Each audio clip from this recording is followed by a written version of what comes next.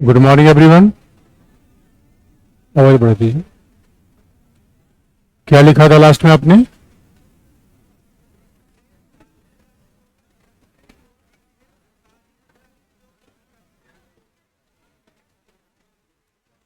अगला पॉइंट लिख लीजिए।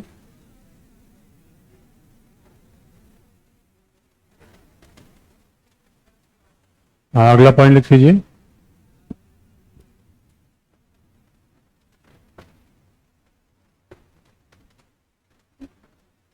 ब्रिक्स के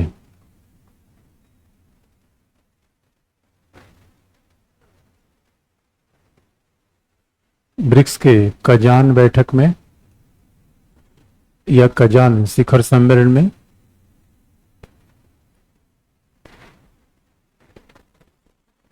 ब्रिक्स के कजान शिखर सम्मेलन में खाद्य सुरक्षा के मुद्दे पर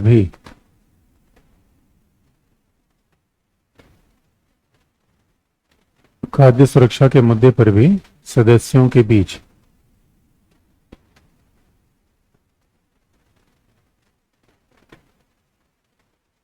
खाद्य सुरक्षा के मुद्दे पर भी सदस्यों के बीच आपसी सहयोग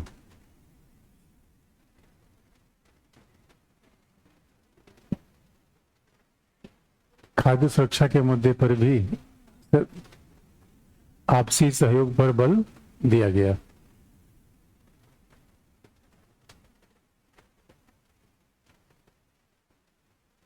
आपसी सहयोग पर बल दिया गया। तो अगर समान मुद्रा हो जाएगी तो ब्रिक्स में बहुत बड़ा चेंज आएगा, लेकिन समान मुद्रा होती है नहीं मुद्रा होती है ये तो आने वाले समय ही बताएगा। लेकिन ब्रिक्स और ब्रिक्स विकास बैंक दोनों में कुछ इंटरनल चैलेंजेस हैं। दोनों में चैलेंजेस हैं और चैलेंजेस कैसे हैं लिख लीजिएगा। अगला हेडिंग है ब्रिक्स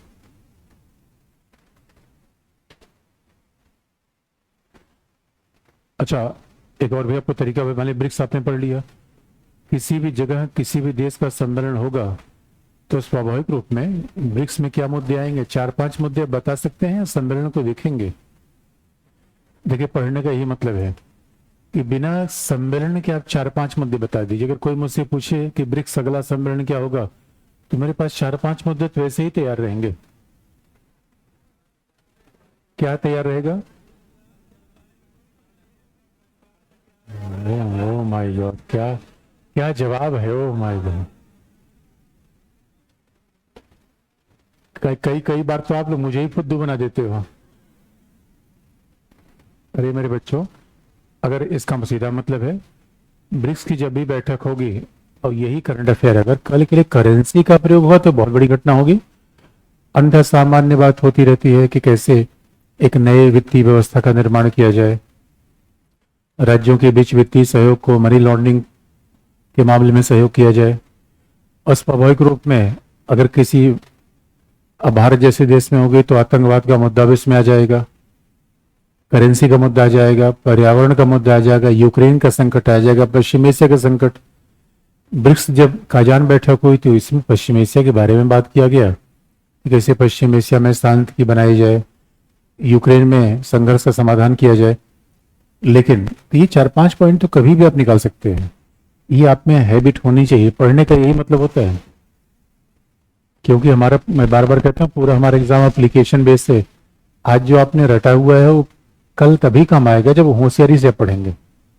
रटी रटाई बात है तो कल, अब आपने सोचा उसको अप्लाई कैसे करें इस बात पे हमेशा ध्यान रखना है। लेकिन ब्रिक्स में चैलेंजेस क्या है? मामला इतना आसान तो नहीं है। ब्रिक्स में भी चैलेंज है, तो आगे हेडिंग लिख लीजिएगा,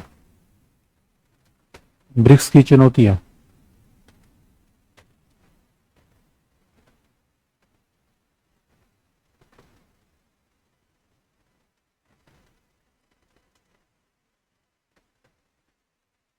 ब्रिक्स की चुनौतियां, पहला पॉइंट,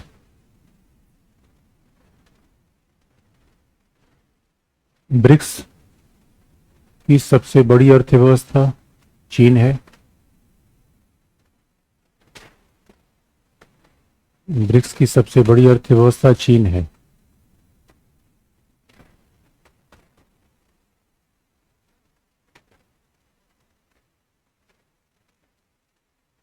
और भारत दूसरी सबसे बड़ी अर्थव्यवस्था है। भारत दूसरी सबसे बड़ी अर्थव्यवस्था है।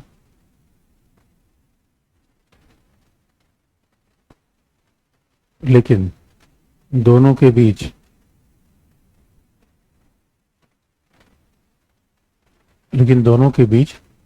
सीमा विवाद के मुद्दे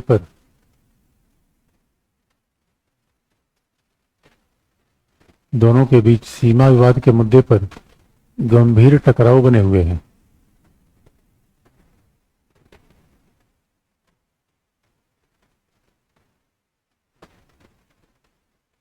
दोनों के बीच सीमा विवाद के मुद्दे पर गंभीर टकराव बने हुए हैं।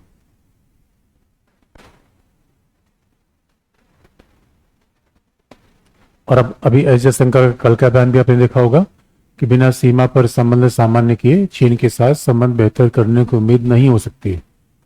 तो ब्रिक्स देशों की दो बड़ी इकोनॉमी आपस में टकरा रही है। कल के लिए मान लीजिए ब्रिक्स की मुद्रा हो जाए युआन, तो भारत उसे एक्सेप्ट करेगा, तब तो भारत को बड़े घाटे होंगे। अब कल के लिए ब्रिक्स देशों के बीच समझौता हो जाए कि ठीक है फ्री ट्रेड करिए जाए सबके बीच में, तो भारत तो चाइना फ्री ट्रेड करने से बच रहे हैं। इसलिए आपने देखा होगा चाइना RCEP लेकर आगे बढ़ रहा है, regional comprehensive economic partnership. China RCEP लेकर आगे बढ़ रहा है, लेकिन इंडिया इसका पार्ट नहीं है। रीजनल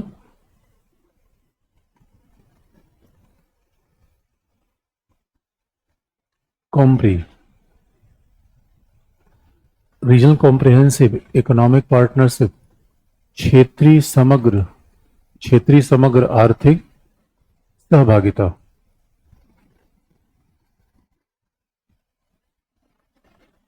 क्षेत्रीय समग्र आर्थिक सहभागिता RCEP में इंडिया ने ज्वाइन नहीं किया।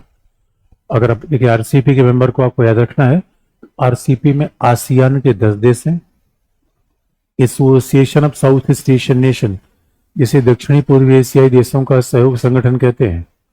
आसियान में 10 किसके देश हैं? RCEP में 10 आसियान के हैं। आसियान +3 में 3 है, चाइना, दक्षिण कोरिया, जापान। आसियान +3 में 3 है, चाइना, दक्षिण कोरिया और जापान। 2 है ऑस्ट्रेलिया, न्यूजीलैंड। कुल मिलाकर 15। इंडिया इसमें पार्टिसिपेशन नहीं है इंडिया का। इसका मतलब आप समझ सकते हैं कि आर्थिक मामले में भारत ने चीन से दूरी बना रखी है, इसलिए ब्रिक्स के लिए चैलेंज है ये। दूसरा पॉइंट अब देखिए,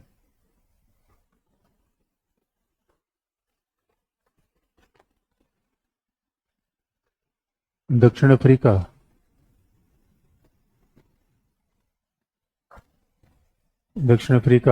और ब्राजील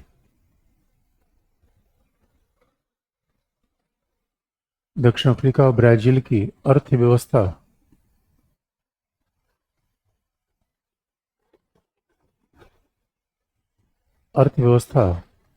फिलहाल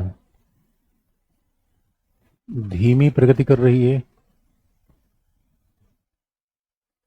ब्राजील, दक्षिण अफ्रीका की अर्थव्यवस्था फिलहाल धीमी प्रगति कर रही है और राजनीतिक अस्थिरता भी विद्यमान है।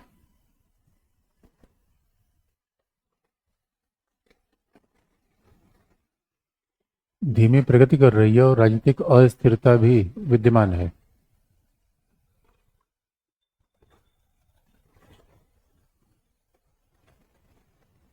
राजनीतिक अस्थिरता भी विद्यमान है।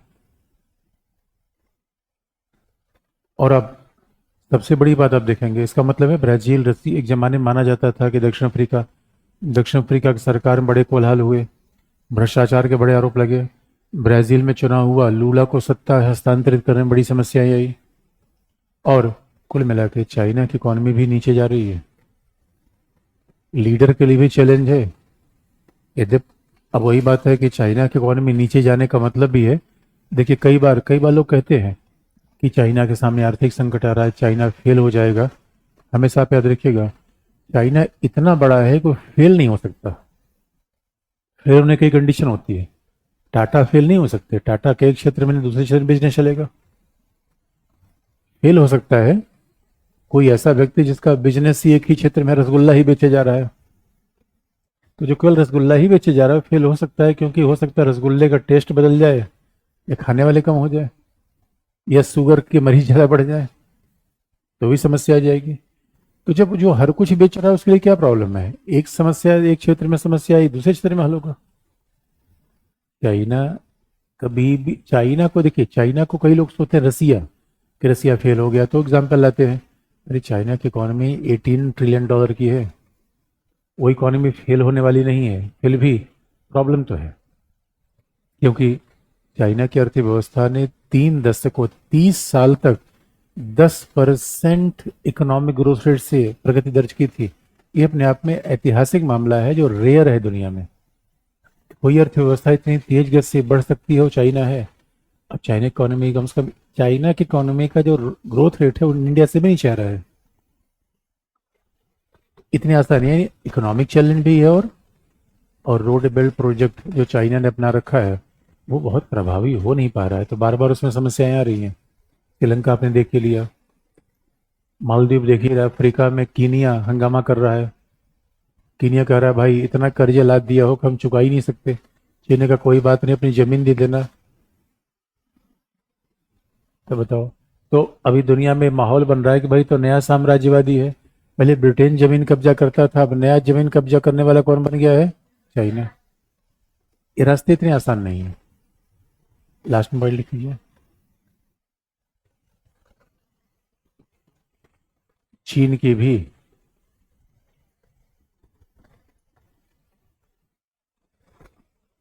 चीन की भी आर्थिक प्रगति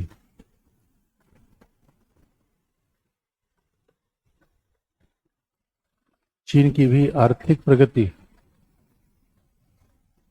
चुनौतीपूर्ण बनी हुई है।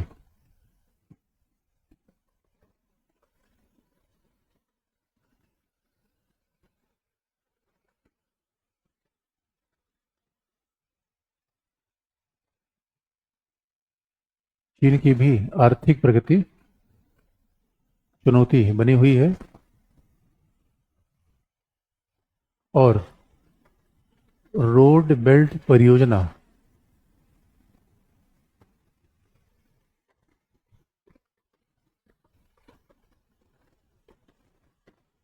और रोड बेल्ट परियोजना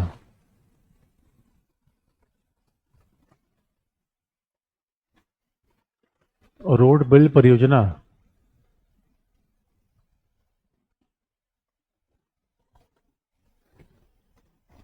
को भी अपेक्षित सफलता नहीं मिल पा रही है।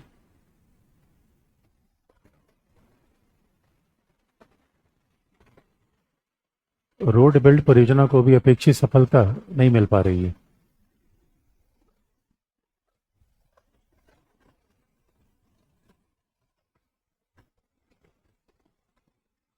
अपेक्षित सफलता नहीं मिल पा रही है। तो चाइना के सामने भी चैलेंजेस हैं। इसका मतलब है, अब वही बात है कि ब्रिक्स और भारत का अंतिम निष्कर्ष तो हम भारत कॉन्टेक्स्ट में ही देंगे। तो कुल मिलाकर देखा जाए, भारत चीन के मामले में सहयोग कहाँ रहा है, एससीओ में सहयोग कहाँ रहा है, ब्रिक्स में, लेकिन द्विपक्षीय मामलों पर तनातनी बनी हुई है, सीमा विवाद के मुद्दे पर तनातनी बनी हुई है। इसलिए इस एक स्कूल ऑफ थॉट ये कहता है कि चीन के साथ आर्थिक संबंधों को आगे बढ़ाइए, बाकी संबंध अपने आप हल हो जाएंगे। दूसरा स्कूल ऑफ थॉट ये कहता है कि नहीं, चीन के साथ जब तक सीमा विवाद के मामले हल नहीं होंगे, जब तक सुरक्षा के मुद्दे पर कंसर्न पर अविश्वास नहीं हल होगा, भारत चीन संबंध आगे नहीं बढ़ पाएंगे। तो निष्कर्ष आप लिख लीजिए।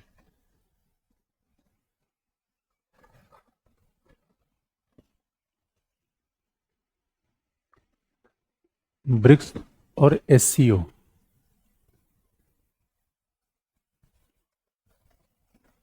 ब्रिक्स और एससीओ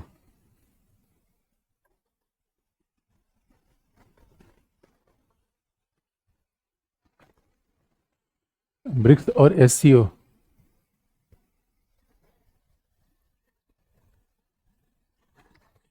भारत चीन के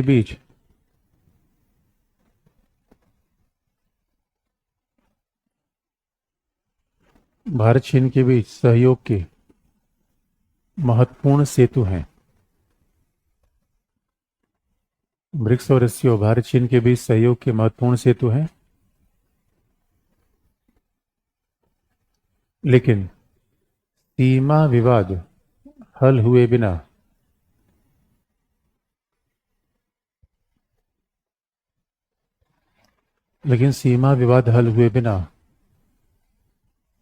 अविश्वास कम नहीं होगा।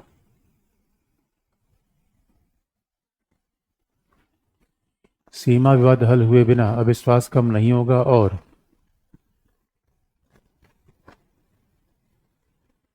संबंधों में अपेक्षित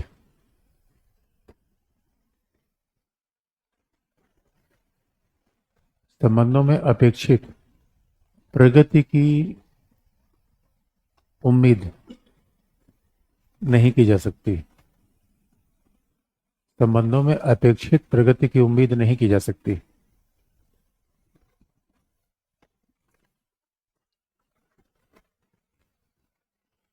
संबंधों में अपेक्षित प्रगति की उम्मीद नहीं की जा सकती, ये निष्कर्ष है।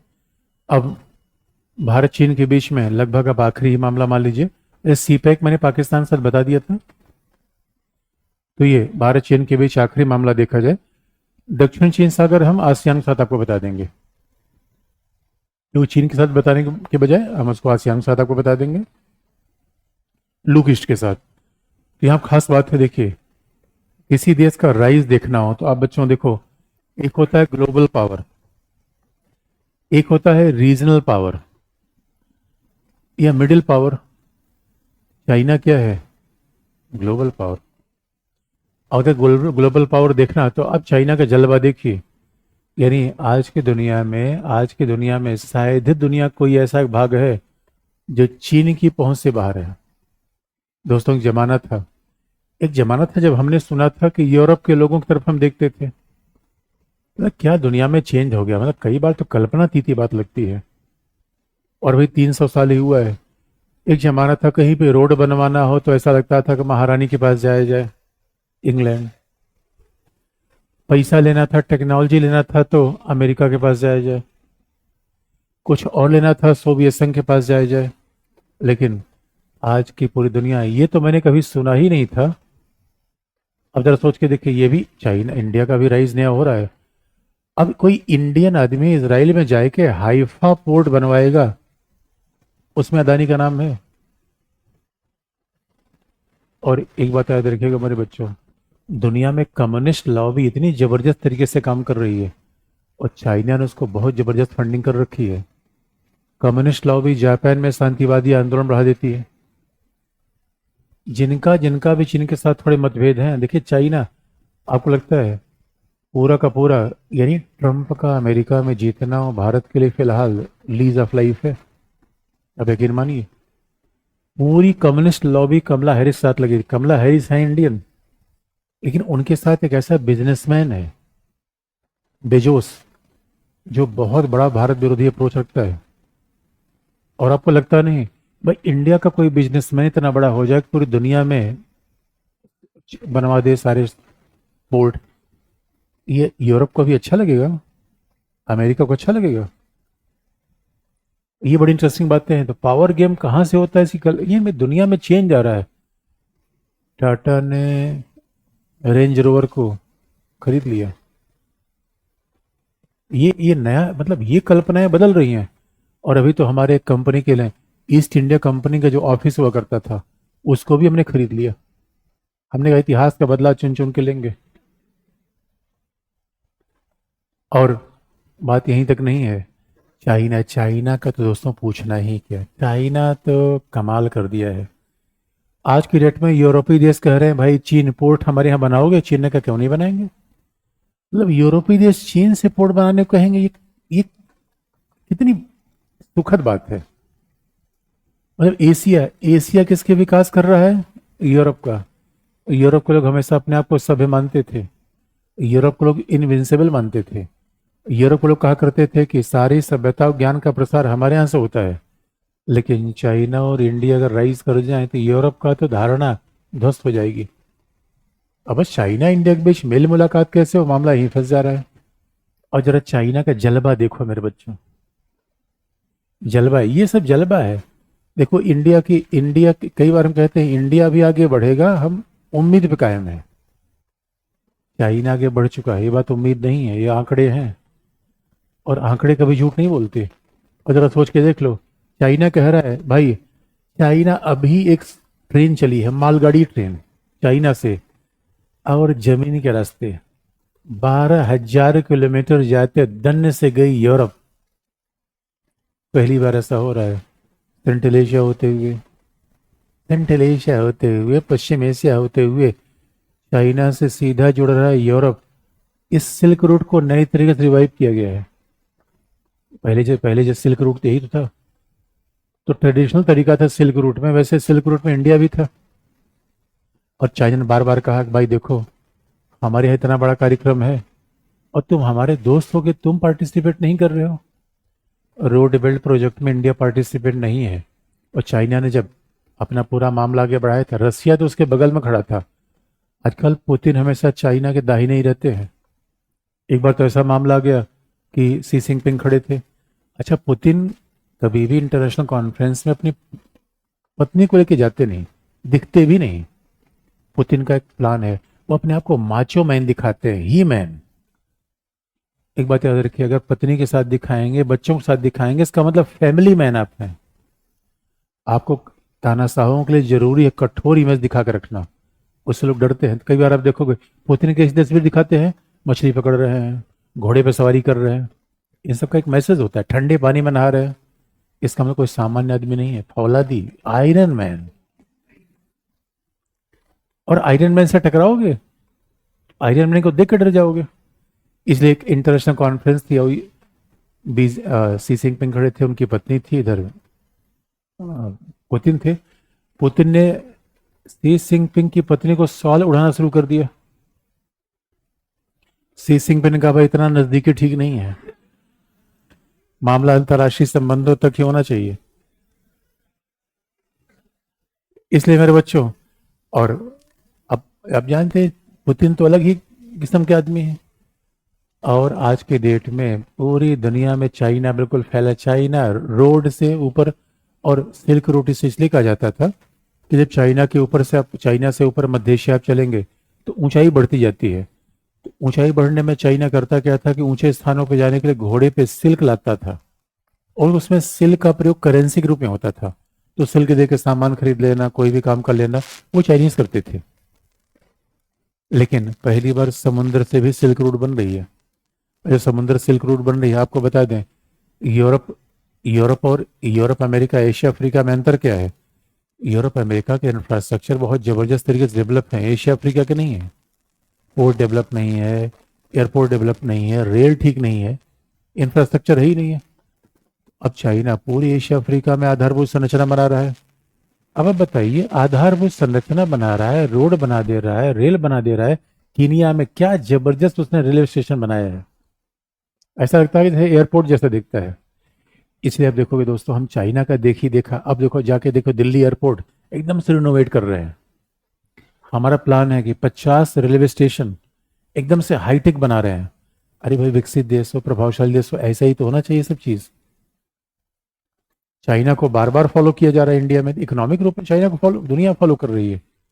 इसलिए अब बताओ, चाइना अफ्रीका में जाकर रेल चला रहा है। चाइना अब आप एशिया में इंफ्रास्ट्रक्चर का डेवलपमेंट कर रहा है। सिंगापुर तक मेट्रो हाई स्पीड ट्रेन जा रही है उसकी। मालदीव में फ्रंट से ब्रिज बना दे रहा है। बांग्लादेश में सड़क बनाने को तैयार है। अब बताओ, अब क्या प्रॉब्लम है चीन के साथ? इसमें भी आपको प्रॉब्लम दिख रही है? बताओ, एक देश से सड़क बना रहा है, सबको पैसे दिए जा रहा है, इंफ्रास्ट्रक्चर किए जा रहा है। अरे मेरे दोस्तों, इसे तो क्या कहना चाहिए, सॉफ्ट पावर। यानी इसीलिए चाइना से पूछा गया, ये तुम कर क्या रहे हो? मैंने कहा भाई, हमारे विकास में पूरी दुनिया का विकास नहीं थे। इसका मतलब, मैंने कहा अच्छा, मतलब ये है तुम पूरी दुनिया के विकास के ग्रोथ इंजन बनना चाहते हो? चाइना ने कहा हाँ है ही। तो चीन से कहा पहले क्या हुआ? उनका पहले सब अंग्रेजों ने, यूरोपियन ने शोषण किया केवल दुनिया का, हम विकास कर रहे हैं। चाइना ने क्या गलत कहा इसमें?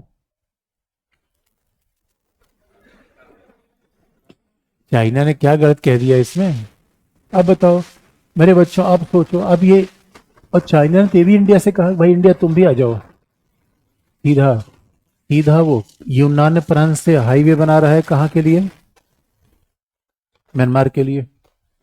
यूनान प्रांत को म्यांमार से जोड़ रहा है। म्यांमार में बाकायदा पोर्ट बनाकर श्रीलंका। अब जाके देखो श्रीलंका में क्या पोर्ट उसने बना रखा है, एकदम दमा के, एकदम पोर्ट सिटी प्रोजेक्ट। और अभी तक मालदीव, मालदीव में राष्ट्रपति भी नाव से जाता था। सीधा फ्रेंडशिप ब्रिज बनाया, 10-10 आइलैंड को जोड़ दिया। वही काम अंडमान निकोबार आइलैंड में हम नहीं कर पाए। अभी तो नितिन गडकरी ने कहा कि नहीं, अब हम श्रीलंका को तमिलनाडु से जोड़ने जा रहे हैं। हम कहे गडकरी साहब जल्दी करो, हम भी जाना चाहते हैं वहीं पे, उसी पुल से। अरे श्रीलंका के ऊपर से जाओगे या नीचे से जाओगे? ऊपर से जाओगे, चेन्नई और श्रीलंका के बीच डिस्टेंस का फासला ही नहीं पता चलता, कब चेन्नई आया कब। अरे मजा तो है समुंदर से जाए, और हनुमान जी के पुल से ऊपर से, जब पुल भी देखते हुए चले। इसलिए, और बना तो देना चाहिए था हमें रेल, सीधा पंबन ब्रिज कहाँ तक पहुंचा देते? श्रीलंका तक। चाइना यही काम कर रहा है। चाइना इधर से इधर ले गया, इधर कीनिया, कीनिया से पूरा अफ्रीका जोड़ा, इधर से जिबूती, जिबूती में सीधा पहुंचा यूनान, यूनान से घूमता वो कहाँ पहुंच गया? हमारे ननिहाल, ननिहाल के बाद सीधा बेल्जियम। कमाल की बात है। इसमें भी आपको प्रॉब्लम है, चाइना कर रहा है कुछ? इसमें क्या प्रॉब्लम है? इसलिए ये बताओ, इंडिया को इसमें शामिल होना चाहिए था कि नहीं चाहिए? अच्छा, ऐसा तो नहीं लगता, कई बार लोग कहते हैं यार इंडिया भड़कता है चीन को देख के। 1962 वाली घटना भूल नहीं पा रहे हैं क्या? अरे एक बार ब्रेकअप हो गया तो हो गया। अब एक बार ब्रेकअप हो गया तो शादी ही नहीं करोगे? कमाल की बात है यार। अरे भाई,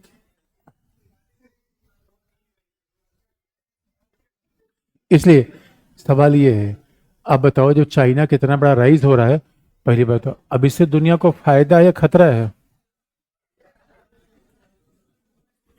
इससे दुनिया को फायदा है खतरा है?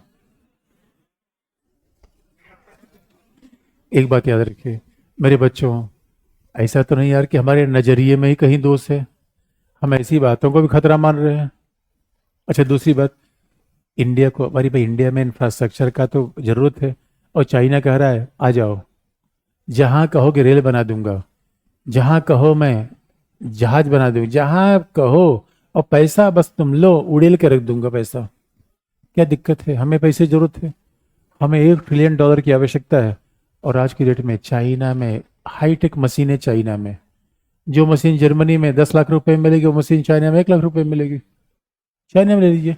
और चाइना में तो आप चले जाओ, ऐसे ऐसे कॉम्प्लेक्सेस हैं, मल्टीप्लेक्स, 1-1 किलोमीटर के तो मल्टीप्लेक्स है।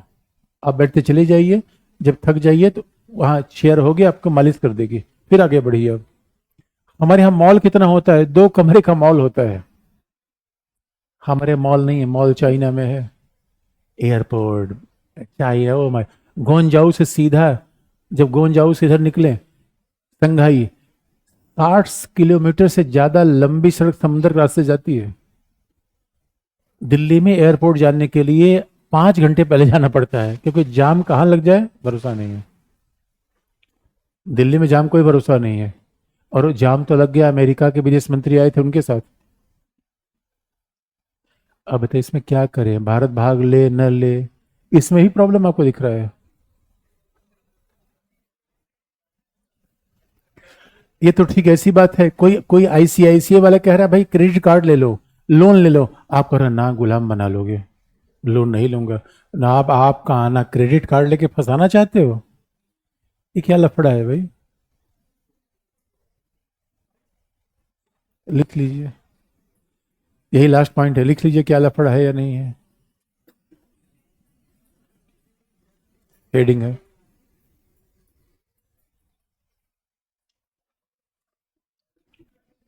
हेडिंग है, चीन का औद्योगिक सैन्य शक्ति के रूप में उभार।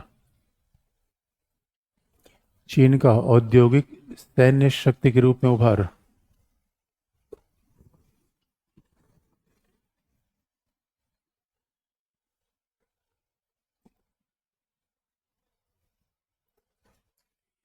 चीन का औद्योगिक सैन्य शक्ति के रूप में उभार।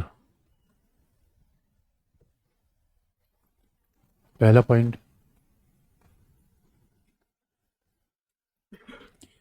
चीन चीन के अनुसार उसका आर्थिक विकास चीन के अनुसार उसका आर्थिक विकास समूचे उसका आर्थिक विकास समूचे विश्व के आर्थिक विकास में सहायक है।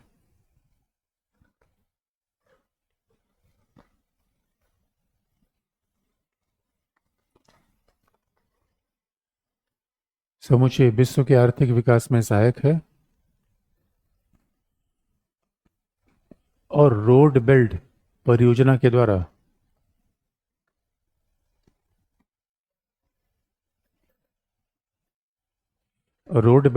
के द्वारा चीन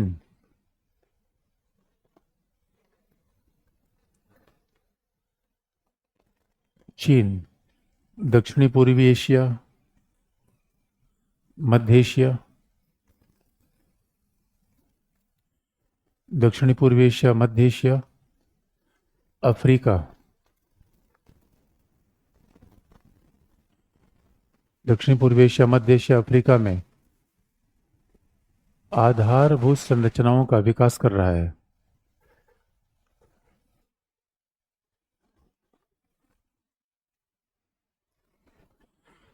आधारभूत संरचनाओं का विकास कर रहा है।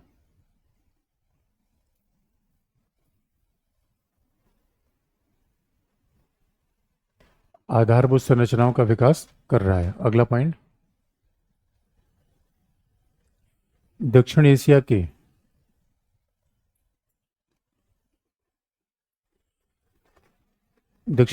के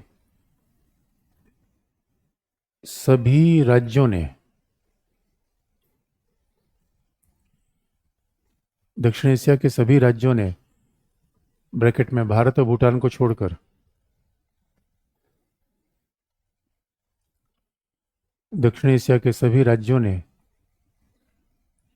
इस योजना को स्वीकार कर लिया है।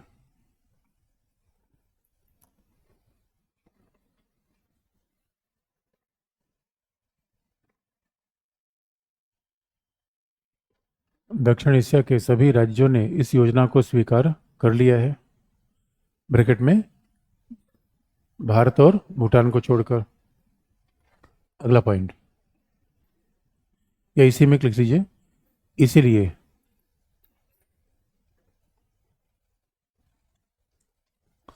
इसीलिए पाकिस्तान, बांग्लादेश,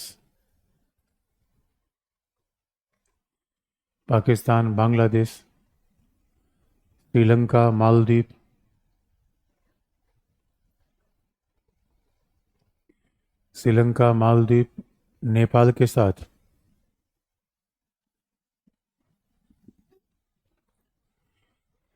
चीन के आर्थिक और सामरिक संबंध तीव्र गति से बढ़ रहे हैं।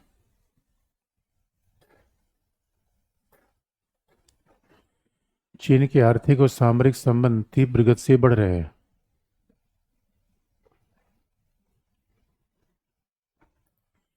आर्थिक और सामरिक संबंध तीव्र गति से बढ़ रहे हैं।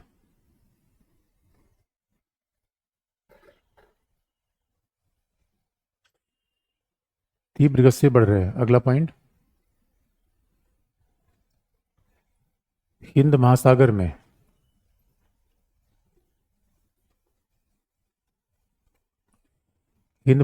में चीन के द्वारा ग्वादर और जिबूती हिंद महासागर में चीन के द्वारा ग्वादर और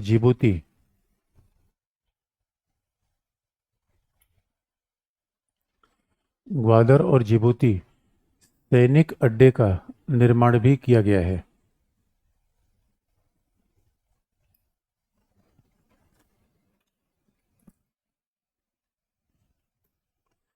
ग्वादर और जिबूती अफ्रीकी देश है। जिबूती सैनिक अड्डे का निर्माण किया गया है, जिससे अमेरिका और भारत के अलावा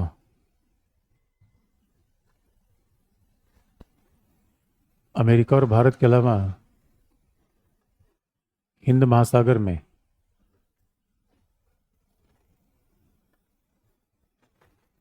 अमेरिका और भारत के अलावा हिंद महासागर में चीन एक प्रमुख महाशक्ति बन गया है। हिंद महासागर में चीन एक प्रमुख महाशक्ति बन गया है।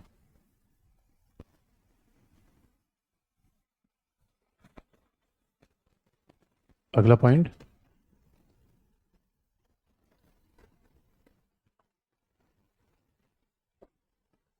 फिलहाल चीन का दक्षिणी पूर्वी एशियाई देशों के साथ द्विपक्षीय व्यापार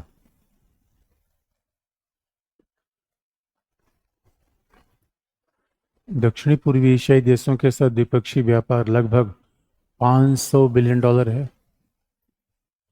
500 बिलियन। दक्षिणी पूर्वी एशियाई देशों के साथ चीन का द्विपक्षीय व्यापार $500 बिलियन है।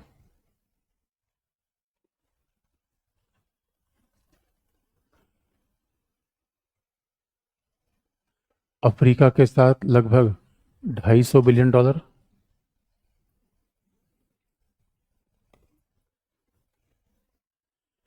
अफ्रीका के साथ लगभग $250 बिलियन और मध्य एशिया के साथ लगभग $100 बिलियन का व्यापार है।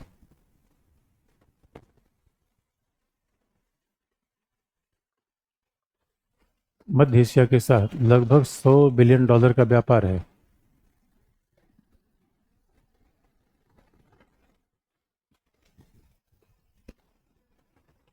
अब देखिए चीन का विजन देखिए, अफ्रीका के प्राकृतिक संसाधन मिल गए, मध्य एशिया के प्राकृतिक संसाधन मिल गए, और चीन का कहा जाता है कि चीन से फॉरेन पॉलिसी सीखना हो तो यूरोप नीचे जा रहा है, यूरोप तो बूढ़ा हो गया है, और अमेरिका और चाइना के बीच में ट्रेड वार शुरू है। अमेरिका चाइना के बीच में ट्रेड वार 2016 में ट्रंप के आने के बाद शुरू हो गया था, और अमेरिका को एंटीसिपेशन था कि आने वाले समय में ऐसा होगा। यानी चाइना ने जरा सोच के देखिए, अगर आज की डेट में चाइना ने south east Asia, central Asia, Africa, Latin America road belt के दायरे में नहीं है, लेकिन लैटिन अमेरिका के साथ भी सबसे बड़ा व्यापार किसका है? चीन का। पूरी दुनिया पर आज की डेट में इसलिए अमेरिका के साथ कोई लफड़ा होता है, वैसे यूरोपियन यूनियन के साथ भी सबसे बड़ा व्यापार चाइना का ही है इस समय। तो चाइना, और भले ही देखिए कोविड-19 के बाद सब लोगों ने कहा चाइना से सप्लाई लेन कम करना है, चाइना पे सप्लाई लेन की डिपेंडेंसी कम करनी है। चाइना में मैन्युफैक्चरिंग बेस इतना तगड़ा है, इकोनॉमी इतनी कॉम्पिटिटिव है कि भाई देखिए दुनिया के बेसिक प्रिंसिपल, जो सस्ता है वो बिकेगा। तो चाइना अपने आप में धंधा कर दुनिया को आगे बढ़ा रहा है। तो कितना भी कहा जाए कोरोना, फिर सप्लाई चेन को कम करना, हकीकत की बात यह है कि चाइना बहुत ही आगे बढ़ चुका है। इसलिए जब भी हम चाइना की इस औद्योगिक शक्ति का विस्तार कहिए, चाहे रोड बेल्ट पॉलिसी कहिए, चाहे ओबोर कहिए, वन रोड वन बेल्ट, चाहे तो बेल्ट जो समुद्र का रास्ता है उसे हम कहते हैं बेल्ट, जो जमीन का रास्ता है उसे जिसे जो समुद्र का रास्ता है उसे क्या कहते हैं? रोड। ये देखो समुद्र रास्ता रोड है, जमीन का रास्ता क्या है? बेल्ट। बेल्ट का मतलब इकोनॉमिक बेल्ट, रोड का मतलब है समुद्री सिल्क रोड। तो समुद्र में जो बन रहे हैं जितने भी पोर्ट, वो सब रोड के नाम से रहते हैं, और अंततः रोड बेल्ट दोनों आपस में जुड़ जा रहा है। इसके माध्यम से चीन पूरी दुनिया में आर्थिक शक्ति का विस्तार कर रहा है, और आईआर में बात मानी जाती है कि आर्थिक शक्ति के साथ चीन का सामरिक शक्ति अपने आप बढ़ेगी। दुनिया के धीरे धीरे तो ऐसे आंकड़े भी आते हैं, दुनिया के 5 बड़े आर्म सप्लायर में चाइना का भी नाम भी आता है। कभी कभी थोड़ा सा आगे पीछे हो जाता है, अन्यथा ये बहुत बड़ी बात है। अब जरा सोच के देखिए, हमने तो हथियार केवल इसलिए नहीं बनाया था, हमने पहले सोचा हथियार नहीं बनाएंगे, शांत की नीति। हथियार लड़ने के ही काम आती है, व्यापार के भी काम आती है। दुनिया में सबसे बड़ा बिजनेस तो हथियारों का ही बिजनेस है। जो अमेरिका रसिया, जिन पे डोमिनेंस अमेरिका रसिया का है। और अब देखिए चाइना कैसे इस बाजार में सेंध लगा दिया। लेकिन सवाल यही है, अब चाइना का आर्थिक विकास बढ़ेगा तो एक हिसाब से देखा जाए कि ठीक होना चाहिए, दूसरे हिसाब से देखा जाए तो चैलेंज है, आर्थिक रूप में भी और सामरिक रूप में भी। ये दोनों चैलेंज है। इसलिए लेकिन चाइना का ये उभार इंडिया के लिए स्पेशली चैलेंज है। पूरी दुनिया के लिए चैलेंज क्या है? आगे लिख लीजिए।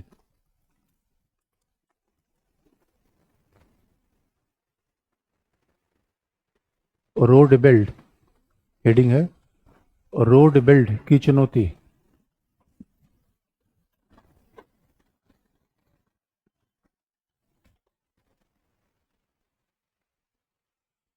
रोड बेल्ट की चुनौती, पॉइंट नंबर 1।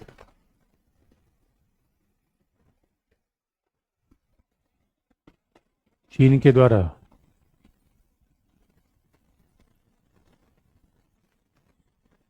द्वारा राज्यों की संप्रभुता,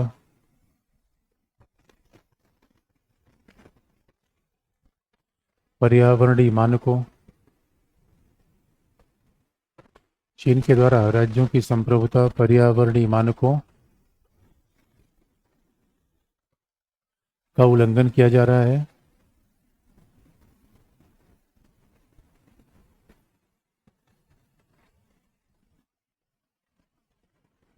और वह देशों को कर्ज के जाल में उलझा रहा है।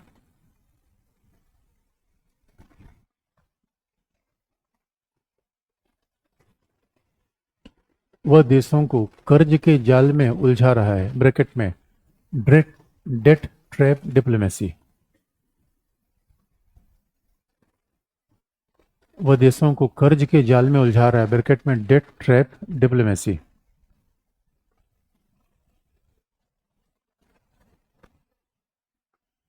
Date trap diplomacy.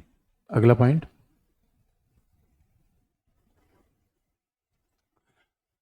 Sri Lanka, Kenya, Malaysia, Sri Lanka, Kenya, Malaysia, चीन द्वारा लागू, श्रीलंका, कीनिया, मलेशिया, चीन द्वारा लागू कठोर शर्तों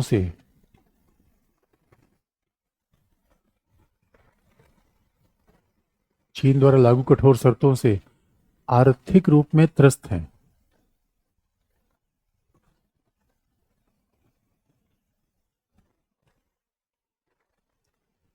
आर्थिक रूप में त्रस्त है, जिससे चीन का सॉफ्ट पावर कम हो रहा है।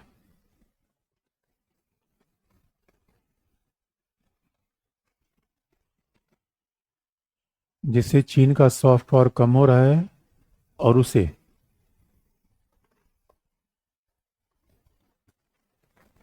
उसे विस्तारवादी और साम्राज्यवादी कहा जा रहा है।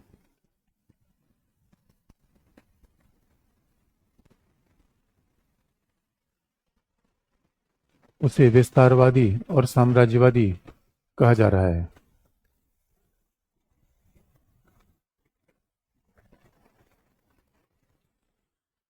उसे विस्तारवादी और साम्राज्यवादी कहा जा रहा है। आरसीपी को अच्छा, चाइना पर सी पैक पूरा हो नहीं पा रहा है। अफ्रीका में एक दो सड़क बन गई है, सड़क जहां बनी है वो कर्ज के जाल में फंसा हुआ है, जहां नहीं बनी उसकी अलग समस्या है। और जहां बनी हुई है वहां सैनिक अड्डा पहले बन गया, बाकी व्यापार होगा नहीं होगा इस बारे में दो राय है। लेकिन इसलिए कहा जाता है कि चाइना के लिए मामला है तो उलझा हुआ। एक बात याद रखिएगा, अगर लोकतांत्रिक और तानाशाही देश में क्या फर्क होता है, इसके हम एग्जाम्पल आपको बता दें। भारत में तो आप याद रखिए, कोई एक घटना हो जाता है, मीडिया वाले सनसनी मचा देते हैं। मतलब घटना होने को हुई 12 बजे को तो 8 बजे से ही न्यूज फैला देंगे। चाइना में कोरोना फैल गया था, ये किसी को बताया ही नहीं गया, किसी को पता नहीं चला। वह याद रखिए, जहाँ तानाशाही व्यवस्था है वहाँ कोई सिक्रेसी पूर्ण है, किसी चीज़ में ट्रांसपेरेंसी है ही नहीं है। और सी जिनपिंग अपने आप में ये कहना चाहते हैं भाई उनकी लीडरशिप कोई खतरा न पैदा हो। इसी चाइना तानाशाही देशों की बड़ी खास बात है, आप कोई सवाल नहीं पूछ सकते। तो मामला इतना आसान नहीं है कि चीन में कि हर चीज आपको दिख जाएगी। चीन ने बड़ी ही सिक्रेसी बना रखी है, हर जगह चैलेंजेस आ रहे हैं। तो कहा जाता है चीन की अर्थव्यवस्था नीचे आ रही है, बाहर से उसके विरोध हो रहे हैं, और चीन को अगर कोई साम्राज्यवादी विस्तारवादी कह दे तो ये बड़ी बात है। और एक कहा भी जाता है कि आरसीपी या कोई भी प्रोजेक्ट चीन लेकर जाए, पड़ोस में उसके राइस को लोग खतरे के रूप में देख रहे हैं, चाहे वियतनाम हो, चाहे ब्रुनेई जैसा छोटा देश हो, चाहे जापान हो, चाहे इंडिया हो, मामला एक ही नहीं है। तो ये किसी भी महाशक्ति के लिए अच्छी बात नहीं है। यहाँ पे अमेरिका कंपेयर करेंगे, देखिए अमेरिका, चीन तो यही कहता है, आज कम्युनिस्ट यही कहते हैं अमेरिका साम्राज्यवादी विस्तारवादी। अमेरिका के दो पड़ोसी है, एक तो है सीधे जो भूमि जमीन से इसकी लगती है, मैक्सिको कनाडा। मैक्सिको की जमीन अमेरिका ने कभी हड़पी नहीं है, मैक्सिको ने आज तक कभी आरोप नहीं लगाया। कई बार मैक्सिको के संबंध अमेरिका के साथ खराब रहे तब भी। खैर कनाडा के साथ तो उसकी बड़ी दोस्ती है, तो कनाडा के साथ तो फ्री सीमा है, सीमा का मुक्त आवागमन है। कनाडा ने कभी आरोप ही अमेरिका पे आज तक ऐसा नहीं लगाया। यानी जरा सोच के देखिए, उल्टा तो अमेरिका पर आरोप लगता है कि वो दुनिया का साम्राज्यवादी देश है, विस्तारवादी है। यहाँ तो चाइना ये काम कर रहा है, और चाइना कई जगहों तो बाकायदा सरकार को बदलवा दे रहा है, कई जगह बाकायदा तानाशाही सरकारों को सपोर्ट कर रहा है। जिम्बाब्वे उसका बड़ा एग्जाम्पल है। पूरी दुनिया ने जिम्बाब्वे की तानाशाही सरकार पर रिस्ट्रिक्शन लगा दिया, और चाइना उसे बाकायदा आर्थिक मदद दे रहा था। चाइना ने कहा भाई इससे क्या मतलब होता है, मानव अधिकार लोकतंत्र, इससे क्या मतलब है। कोई भी हमारे हथियार ले और टॉर्च भी ले, देख देख के मारे, तो उसमें क्या प्रॉब्लम है। इसलिए अब है तो चैलेंज बहुत ज्यादा है। लेकिन भारत के लिए क्या चैलेंज है, हेडिंग चेंज कर लीजिए।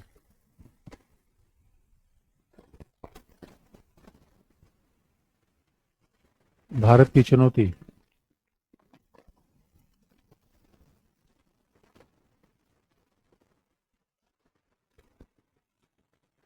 भारत की चुनौती,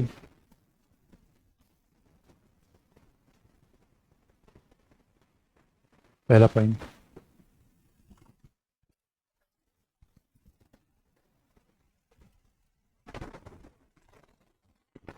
रोड बिल्ड,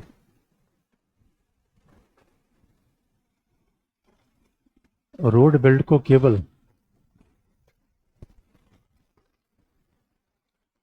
कनेक्टिविटी की परियोजना के रूप में ही देखना पर्याप्त नहीं है।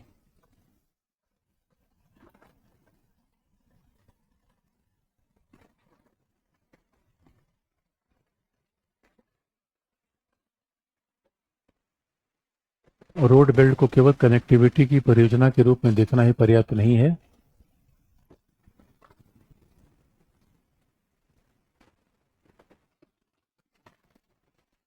क्योंकि सी पैक के द्वारा China Pakistan economic corridor,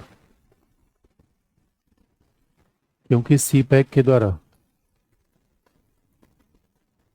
Pakistan,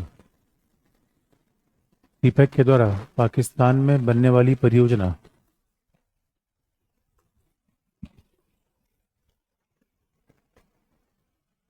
Pakistan में बनने वाली परियोजना भारतीय संप्रभुता का उल्लंघन है।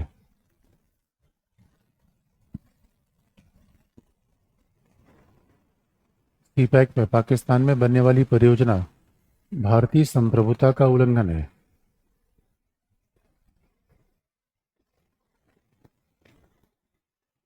भारतीय संप्रभुता का उल्लंघन है। और बड़ी इंटरेस्टिंग बात है, देखिए अब देखने का दूसरा नजरिया ये है, ग्वादर में पत्तन बन जाना मिलिट्री, और जिबूती में पत्तन बन जाना, हिंद महासागर में चैलेंज तो ही है। अब आप तो कह रहे हो कनेक्टिविटी है, हम भी पूरी दुनिया में जा लें, दुनिया मुट्ठी में कर लो, कनेक्टिविटी हो जाए। पहली नज़र में आर्थिक नज़र पर देखने से ऐसा लगता है। इसी बात को थोड़ा हम सामरिक रूप में देख लें, तो सामरिक का मामला ये है, अरुणाचल पे चाइना दावा करता है, तो कल के अगर हमने कह दिया कि भाई चाइना आके हमारे यहाँ सड़क बनाएगा, तो सड़क हमारे यहाँ से कश्मीर में बनाएगा, तो सड़क फिर अरुणाचल में ही बनाएगा, सड़क सिक्किम में भी बनाएगा, और आज के लिए सड़क बनाए और कल कह दे ये सड़क और पूरी जमीन हमारी, फिर तो आप फंस गए। इसका सीधा मतलब है चाइना पर अविश्वास बहुत ज्यादा है, इसलिए केवल मामला सड़क बनाने का नहीं है, फिर देश मांग डेम चौक में भी सड़क बनाएगा। भाई कल के लिए चाइना यही कहेगा भाई तिब्बत जुड़ जाए, भारत जुड़ जाए, बुद्धिस्ट सर्किट बन जाए, सारी सड़कें बन जाए, रेल बन जाए, उसके बाद आधा भारत किसका हो जाए, चीन का हो जाए। ये तो प्लान है। इसलिए मेरे बच्चों, इसलिए हमने सारी सड़क बनवाने के नॉर्थ ईस्टर्न स्टेट से लेकर सारे हिमालयी क्षेत्रों में सड़क बनवाने कॉन्ट्रैक्ट जापान के पास है, चीन के पास नहीं है। हमने सारे कॉन्ट्रैक्ट जापान को दे रखे हैं। चाइना को कॉन्ट्रैक्ट देने में चैलेंज क्या है? सीपेक से दिख रहा है। भारत चीन के बीच में बड़ी सीमा के विवाद हैं। ये तो सीधी वैसी बात हो गई, किसी से हमारी दुश्मनी है जो हमारी जमीन पे क्लेम कर रहा है और हमने उसी को अपनी जमीन पे घर बनवाने का ठेका दे दिया। उसका काम तुमने आसान बना दिया। अब सीधा हमारी जमीन पे घर बनाएगा और जमीन घर दोनों ले जाएगा और यहाँ बैठ के फिर हम तमाशा देखेंगे। अगला पॉइंट। ओ माय गॉड, क्या क्या आइडिया निकाला है। आज ये बच्चा जोश में आ गया मेरे। ये क्या कह रहा है? क्या पता चीन सड़क के नीचे सुरंग भी बना दे। इतना भी सस्पिशियस होने की जरूरत नहीं है। बहुत खर्च लगता है सड़क बनवाने में तो। और सड़क बनेगी तो पब्लिक बनेगी या कहीं अंदर अंदर बना लेगा? तो इतना इतना भी मत। अब ये थोड़ा ज्यादा ही विश्वास हो गया। क्या लिखे? अगला पॉइंट लिख लीजिए।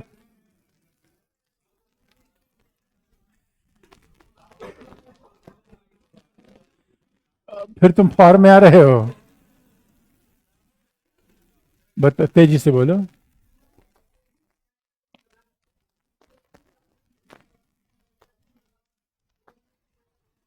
क्या करें? अच्छा नहीं नहीं, उसको के बाद। अबे ध्यान से, आप लोग शांत हो जाए और तेजी से बोलो मेरे बच्चे। तेजी से बोलो।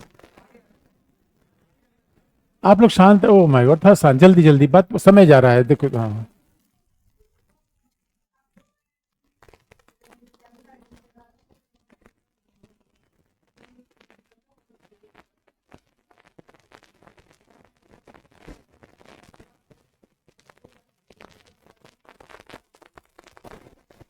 मतलब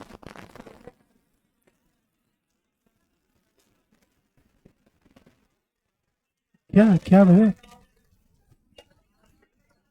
नहीं समझ पाया, क्या बोला? क्या? अच्छा, क्लास के बाद आना, क्लास के बाद क्या लिखा आपने? अगला पढ़ना। क्या? अच्छा, लिख लो मेरे बच्चों में। अगला पढ़। भारत भारत के भारत के अनेक भूभाग पर भारत के अनेक भूभाग पर चीन पहले से ही दावा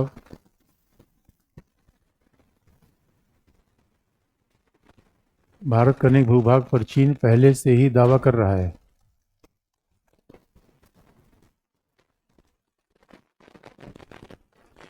चीन पहले से ही दावा कर रहा है। और यदि इन क्षेत्रों में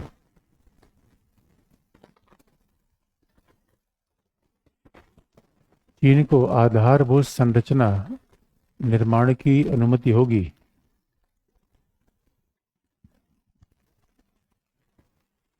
यदि इन क्षेत्रों में चीन को आधारभूत संरचना के निर्माण की अनुमति होगी,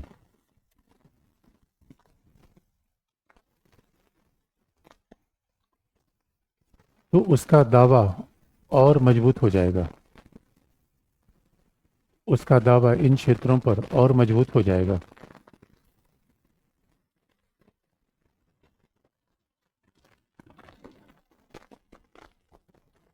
उसका दावा इन क्षेत्रों पर और मजबूत हो जाएगा। Last point.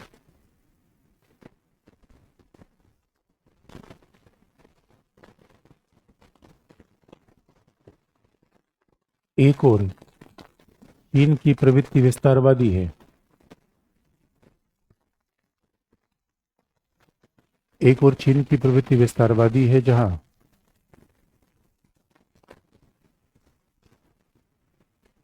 जहां वह भारतीय सीमा क्षेत्र में अतिक्रमण करना चाहता है।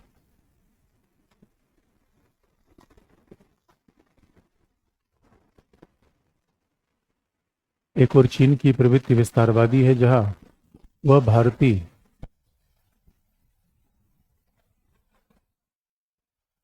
सीमा में अतिक्रमण करना चाहता है।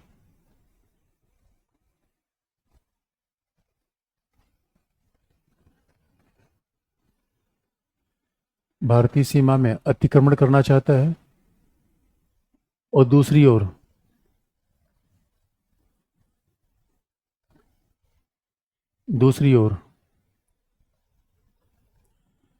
वह सहयोग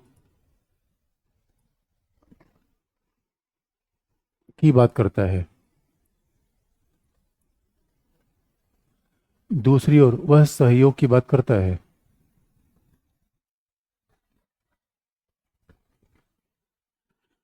और जब तक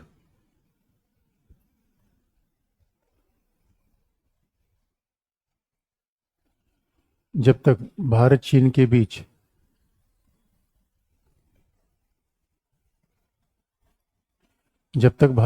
बीच सीमा विवाद का समाधान नहीं होगा,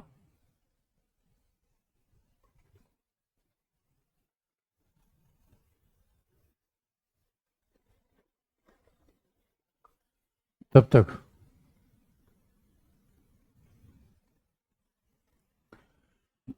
कनेक्टिविटी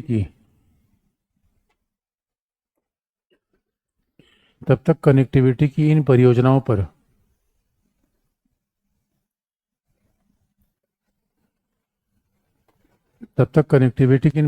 पर सार्थक सहयोग संभव नहीं है।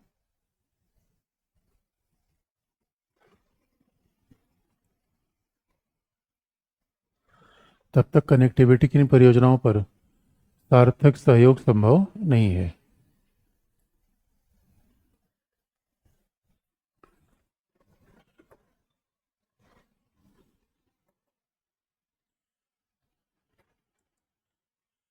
भारत चीन केवल इतना है।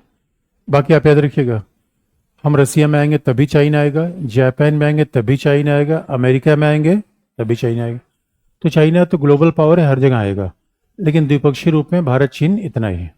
इसलिए कुल मिलाकर देखा जाए तो भारत चीन के बीच में हमने कई चीजें देखी: सहयोग, संघर्ष, प्रतिस्पर्धा। ये सारे एलिमेंट भारत चीन के बीच बने हुए हैं, तो अपने आप में संबंधों कॉम्प्लेक्सिटी पैदा करते हैं। तो अब उसमें महाशक्तियों में फिर रसिया आएंगे, अमेरिका आएंगे, तो बात बार बार बढ़ेगी। तो फिर हम चेंज करना चाहते हैं एरिया को, और वो इसलिए हमने कहा कि प्रश्न हम लास्ट में सॉल्व करेंगे, एक बार देखिएगा, क्योंकि हर प्रश्न एक दूसरे से जुड़ता है। तो चाइना को जरा अमेरिका के साथ आएंगे तो और बात बनेगी, रसिया के साथ आएंगे तो एक और पहलू आएगा। फिलहाल भारत चाइना के मामले में जितने द्विपक्षीय मुद्दे हैं वो इतने ही हैं। अब हेडिंग चेंज कर सकते हैं। सवाल पूछा तो हमने कहा कि एक बार पूरा पढ़ के फिर प्रश्न सॉल्व करने में हमेशा ज्यादा आसानी रहती है। हेडिंग लिख लीजिए, पूर्व की ओर देखो। हेडिंग है पूर्व की ओर देखो, ब्रैकेट में act east, look east, bracket में एक्ट ईस्ट।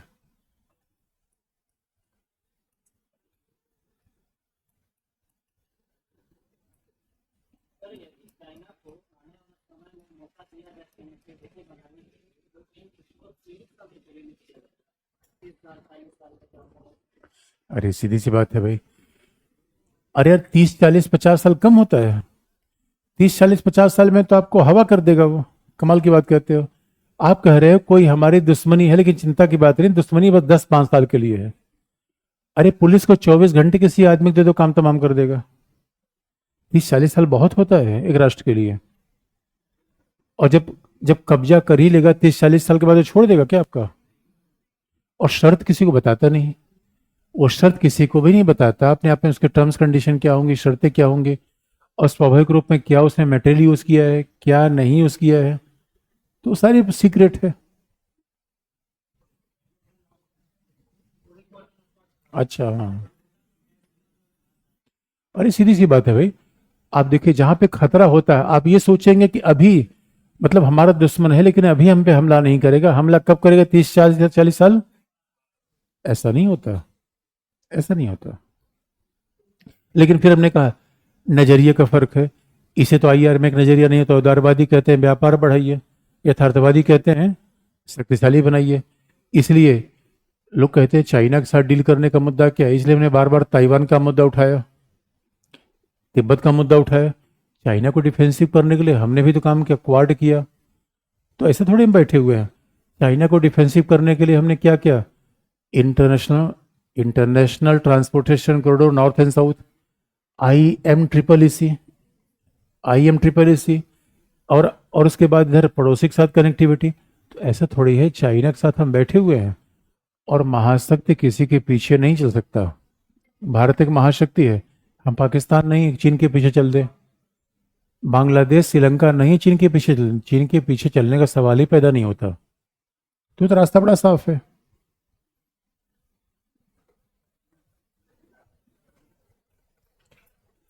अब देखिए हेडिंग अलग अलग हो सकती है। मान लीजिए कभी आपको सवाल आ जाए कि विकासशील देशों के नेतृत्व में असली नेतृत्वकर्ता कौन है।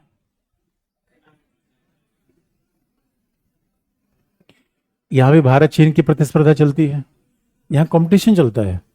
भारत अपना दावा करता है, चाइना अपना दावा करता है। तो अफ्रीका वगैरह में कई बार चाइना भारत के खिलाफ बड़ी मुहिम करता है। अफ्रीका में आगे आपको बता देंगे कई महात्मा गांधी की कई प्रतिमाएं तोड़ी गई। अफ्रीका में महात्मा गांधी की प्रतिमा तोड़ी जाना यह हैरानी करने वाली बात है। इसके पीछे कौन है, चाइना है। तो रैन बैक्सी की, अभी तो रैन बैक्सी कंपनी नहीं रही, लेकिन रैन बैक्सी कंपनी की दवा में नकली दवाई भर के चाइना ने अफ्रीका में बेचा था जिससे भारत की इमेज खराब हो। तो इतना आसान मामला नहीं है, लेकिन फिर भी लोग उदारवादी कहते हैं भाई कोऑपरेशन करिए। तो इसके बारे में कोई एक उत्तर हमारे पास नहीं है, दोनों नजरिए अपने अपनी जगह ठीक है। तो हेडिंग है लुकिस्ट या एक्टिस्ट।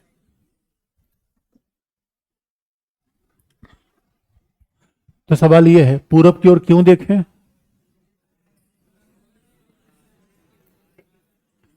जब भी किसी विषय को पढ़ते हैं तो हमारा देखने का यही तरीका होता है। पहला, पूरब की ओर क्यों देखें, कैसे देखें, कैसे देखें, कब देखा हमने, इसके पहले क्यों नहीं, ये एनालिसिस है।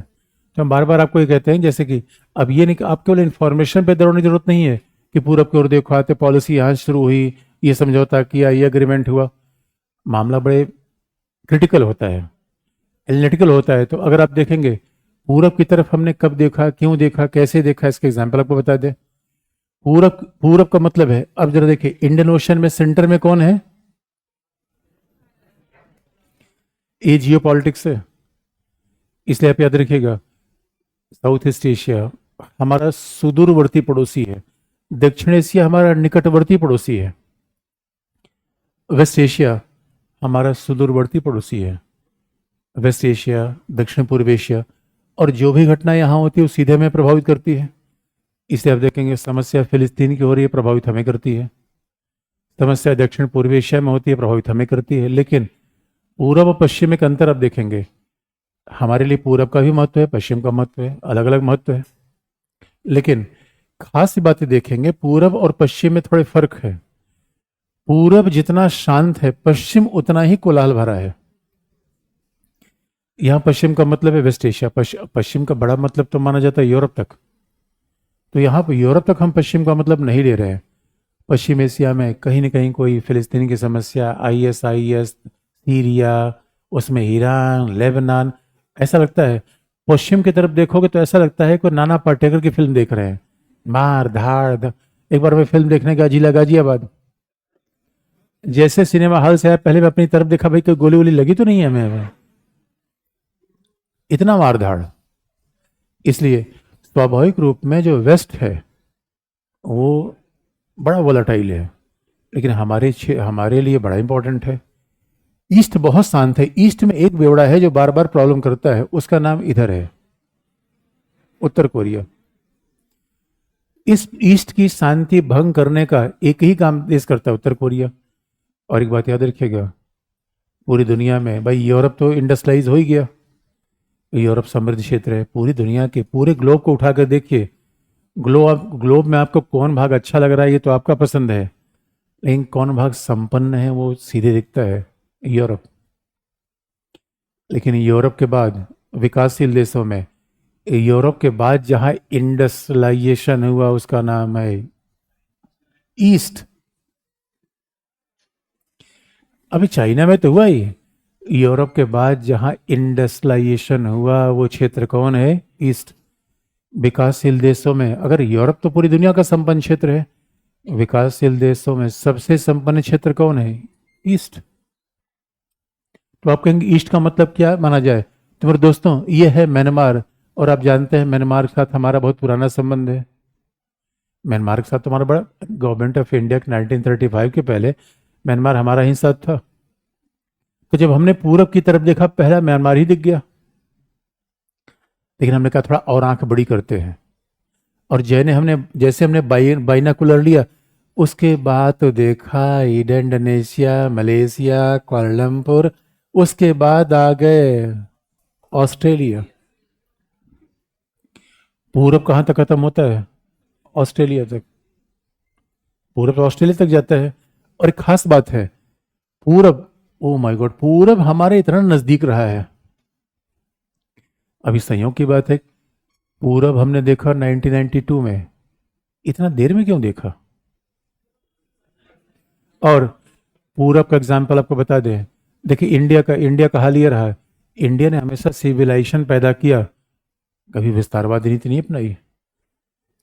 मतलब इंडिया का कल्चरल इन्फ्लुएंस इस पूरे रीजन पर इतना ज्यादा है, शायद ही दुनिया में किसी क्षेत्र पर इंडिया का सांस्कृतिक प्रभाव इतना ज्यादा है।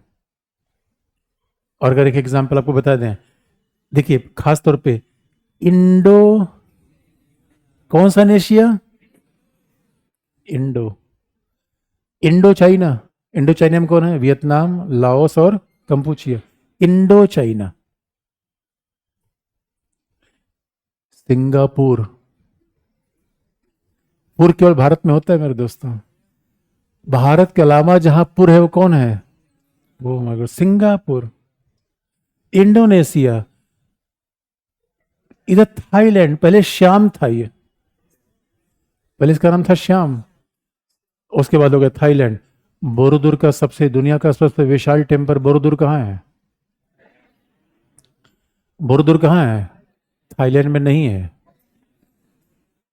ओ माय गॉड, आप लोग इंडिया कल्चर, इतनी बड़ी बात आप लोग नहीं जानते। कंबोडिया, बोरोदुर यानी दुनिया के सबसे बड़े, अंकोर वाट कहाँ है, अरे भाई दुनिया का सबसे बड़ा टेम्पल कंबोडिया। और याद रखिए थाईलैंड, बुद्धिज्म, यानी हमने पूरी दुनिया में बुद्धिज्म का पौधा फैलाया। थाईलैंड, म्यांमार, यहाँ सब बुद्धिस्ट पॉपुलेशन है, ये हमारे चेले हैं। बुद्धिज्म का कल्चरल संबंध पहला, हिंदुज्म कल्चरल संबंध दूसरा। और ये बात देख के और हैरान हो जाएंगे, जैसे इंडोनेशिया कभी जाइए, जकार्ता एयरपोर्ट पे जैसे आप उतर रहे हैं, वहाँ वो तस्वीर आपको देखेगी जो महाभारत में लगी हुई है। वहाँ पे यानी भगवान कृष्ण रथ चला रहे हैं, अर्जुन बैठे हुए हैं। ये इंडोनेशिया का ऐसा देश है जहाँ 99% मुस्लिम पॉपुलेशन है, इस्लाम वहाँ का आधिकारिक धर्म है। उस इंडोनेशिया में रामायण का मंचन होता है। अभी भी इंडोनेशिया में बाली आइलैंड ऐसा है, बाली आइलैंड ऐसा है जहाँ पे पूरा हिंदुज्म बिल्कुल फ्लिश है। वहाँ पे लोग अपने त्योहार सब सारे वैसे जैसे इंडिया मनाते हैं, वैसे बाली आइलैंड में है। इसका मतलब है अभी भी, और वहाँ के पूरे इंडोनेशिया के लोग कई बार अपने नाम हिंदू देवी देवताओं के नाम के आगे के साथ रखते हैं। इंडोनेशिया में जब इकोनॉमिक क्राइसिस आई थी 1997 में, तो इंडोनेशिया ने क्या किया था, अपने मुद्रा पे गणेश जी को छाप दिया था। अभी भी इंडोनेशिया के मुद्रा पे गणेश जी है। वहां की एयरलाइंस एयर गरुण के नाम से एयरलाइन चलती है। मैं इस्लामी देश की बात कर रहा हूँ, कल्चर, क्योंकि वहाँ कल्चर अभी भी हमारा साझा कल्चर है वहाँ का। और आप देखेंगे, अब ये भी कह लीजिए, ज्योग्राफिकल फैक्टर ऐसा कह लीजिए, पॉलिटिकल फैक्टर ऐसा कह लीजिए, साउथ ईस्ट एशिया बड़ा ही पीसफुल है और इसके कई जोग्राफिकल फैक्टर ही बड़े जिम्मेदार हैं। जहाँ भी क्लाइमेट टेम्परेट होगी, जहाँ बहुत गर्मी नहीं होगी, बहुत ठंडी नहीं होगी, वहाँ स्वाभाविक रूप में लोग शांत होते हैं। जहाँ गर्मी बहुत ज़्यादा है, समझ लो, ऊपर से गर्मी, नीचे से गर्मी, अंदर से गर्मी, तो जहाँ लड़ाई न होनी होगी वहाँ लड़ाई हो जाएगी। अब इधर देखो मेरे दोस्तों, इधर जब गर्मी आती है टेम्परेचर 49 50 जाता है, अब बताओ शांति कहाँ से आएगी? यहीं पे शांति नहीं है। लेकिन यहाँ ओ माय गॉड क्या बीचेज हैं, इंडोनेशिया पहुंच जाए ऐसे वो, और उधर से हम आते हैं अंडमान निकोबार आइलैंड के पास। ये अंडमान निकोबार आइलैंड से ये है लगभग 150 किलोमीटर। अंडमान निकोबार आइलैंड से छोटी सी जहाज लिए पहुंच गए इंडोनेशिया। यानी इंडोनेशिया हमारा पड़ोसी ही तो है इंडोनेशिया। और इंडोनेशिया में क्या जबरदस्त, मतलब ऐसा देश होना, ओ माय गॉड, क्या इधर एक आइलैंड, इधर एक आइलैंड, इधर एक आइलैंड, इधर आइलैंड, इधर आइलैंड, जहां मर्जी हो, जहां मर्जी खड़े हो जाओ, क्या खूबसूरत दृश्य दिखता है। टेम्परेट क्लाइमेट, इसका सीधा मतलब है। और कितने एग्जाम्पल है, इसलिए मैं बार बार आपको बताता हूँ धर्म का आतंकवाद से कोई संबंध नहीं है यहाँ पे।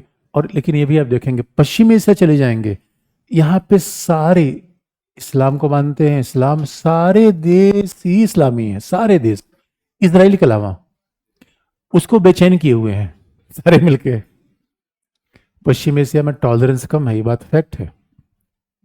और इससे पहले, अब देखिए, अब इतिहास के आधार पर अगर आप लड़ेंगे तो कल तो हम ये भी कहेंगे कि अगर आजकल हमारे हर आदमी कह रहा है कि हर मस्जिद के नीचे मंदिर है। अरे शांति से बैठो, मंदिर जो है उसको बचा के रखो। आस्था मंदिर से नहीं बनती, ये सब पॉलिटिकल मूवमेंट है।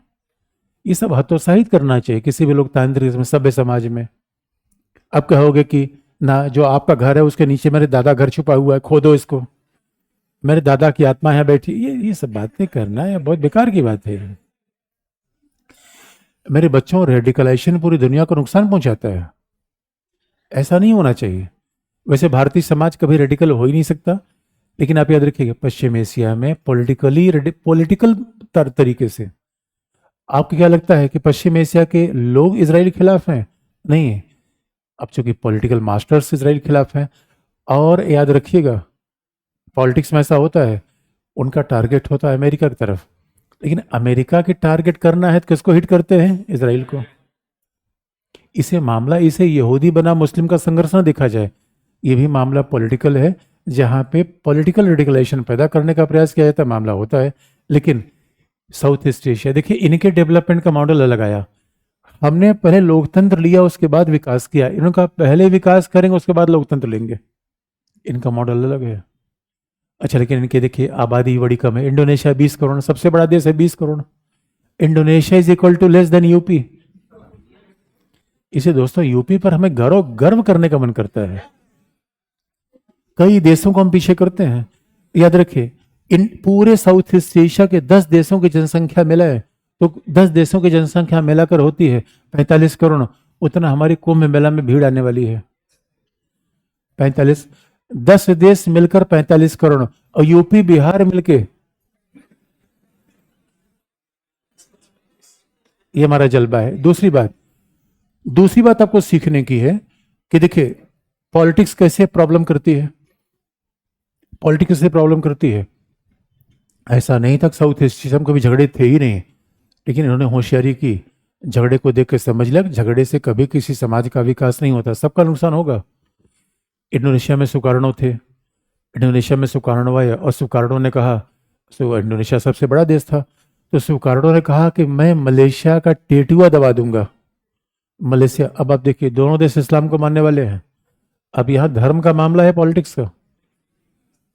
इंडोनेशिया ने कहा कि मैं बिल्कुल मलेशिया का टेटुआ दबा दूंगा, और जब इंडोनेशिया आक्रामक हुआ, सारे साउथ एशिया देश आपस में डरने लगे। इसलिए 1964 के बाद जब इंडोनेशिया में सुहार्तो आए, तब उन्होंने फॉरेन पॉलिसी बदली।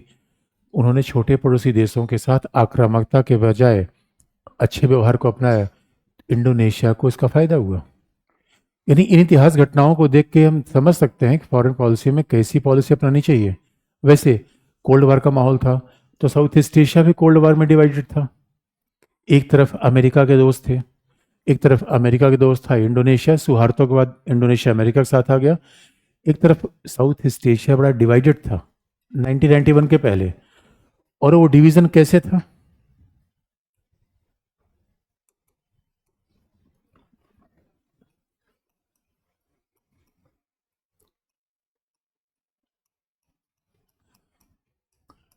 दक्षिण पूर्व एशिया में जो डिवीजन था पहला, जो अमेरिका समर्थित देश थे, अमेरिका मतलब पूंजीवादी, ये घटना है 1991 के पहले, जब पूरी दुनिया में कोल्ड वार था, साउथ ईस्ट एशिया भी कोल्ड वार के प्रभाव में था।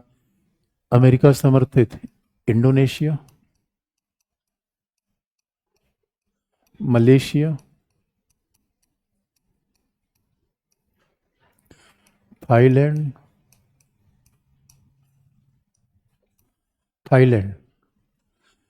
Singapore, Philippines.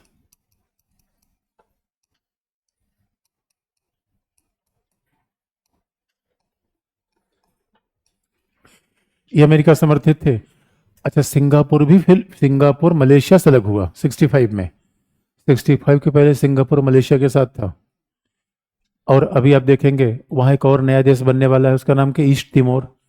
East Timor Indonesia से अलग हो गया, लेकिन वहाँ लगाव भी बड़ी आसानी से हुआ। तो सिंगापुर, ये आपका फिलीपींस, और ख़ास तौर पे देखेंगे साउथ ईस्ट एशिया में फिलीपींस में ईसाई बहुत बड़ी संख्या में है, म्यांमार में बुद्धिस्ट है, इंडोनेशिया मलेशिया मुस्लिम्स है।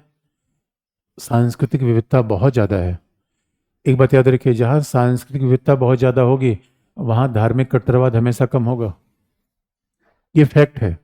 जहाँ पे एक ही धर्म के मानने वाले लोग बहुत मेजॉरिटी में होंगे, वहाँ भिन्नता और ऑल्टरनेटिव आइडिया दिखेगा ही नहीं। तो वहाँ स्वाभाविक रूप में कट्टरवादी होने की प्रवृत्ति ज़्यादा होती है। ज्वाइंट फैमिली में पैदा हुआ बच्चा टॉलरेंट ज़्यादा होता है in comparison to nuclear family.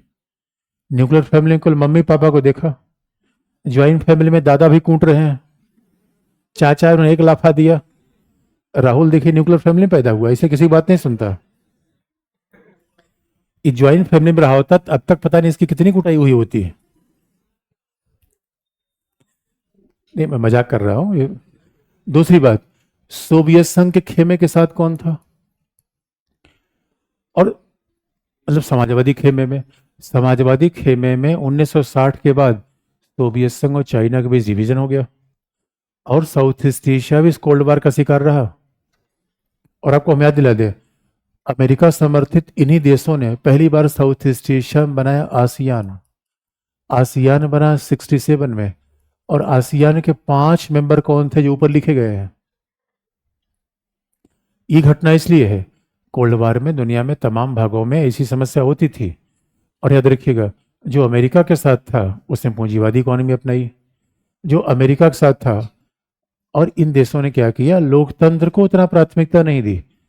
Singapore के प्रधानमंत्री ली क्वान से पूछा गया, आप विकास और लोकतंत्र में किसे प्राथमिकता देंगे? ली क्वान ने कहा विकास को। ली क्वान ने 30 साल तक सिंगापुर में शासन किया, सिंगापुर की पर कैपिटा इनकम को बढ़ाकर 30 गुना कर दिया। आज की डेट में सिंगापुर की पर कैपिटा इनकम इंग्लैंड से ज्यादा है। ये राइज है जो चौंकाने वाला है। सिंगापुर के पीएम थे ली क्वान। जब जब उन्होंने, उनकी एक ही पार्टी थी, चुनाव होता था, पार्टी एक थी। तो लोग कई बार आपत्ति करते थे कि अरे एक पार्टी एक चुनाव का मतलब क्या है? तो ली क्वान बुलाते थे, विपक्षी दल के नेता को बुलाते थे, विपक्षी दल के नेता को बुलाकर कहते थे ये बताओ ऐसा तुम क्या करोगे जो मैं नहीं कर रहा हूं, ऑल्टरनेटिव दो, मैं भी उतर जाऊंगा। विपक्षी दल का नेता कहता था अंगुली करूंगा। इसीलिए ली क्वान ने 30 साल तक, माने सिंगापुर तो इकोनॉमिक डेवलपमेंट का मॉडल बन गया।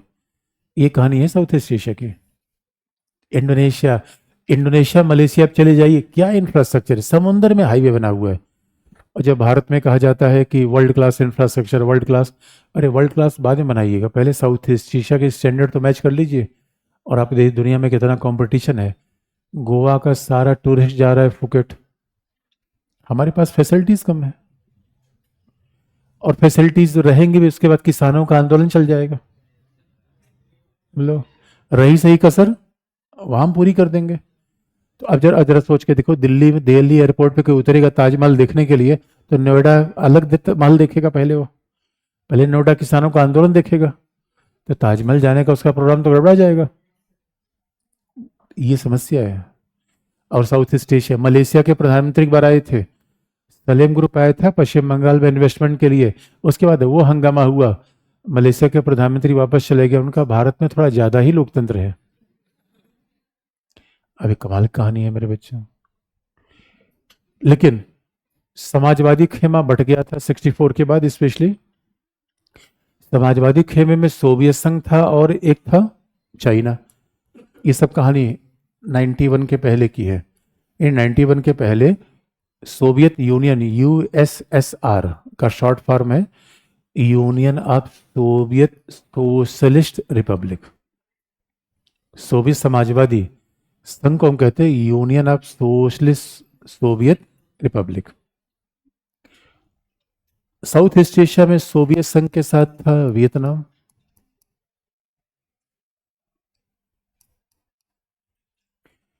चीन के साथ था म्यांमार,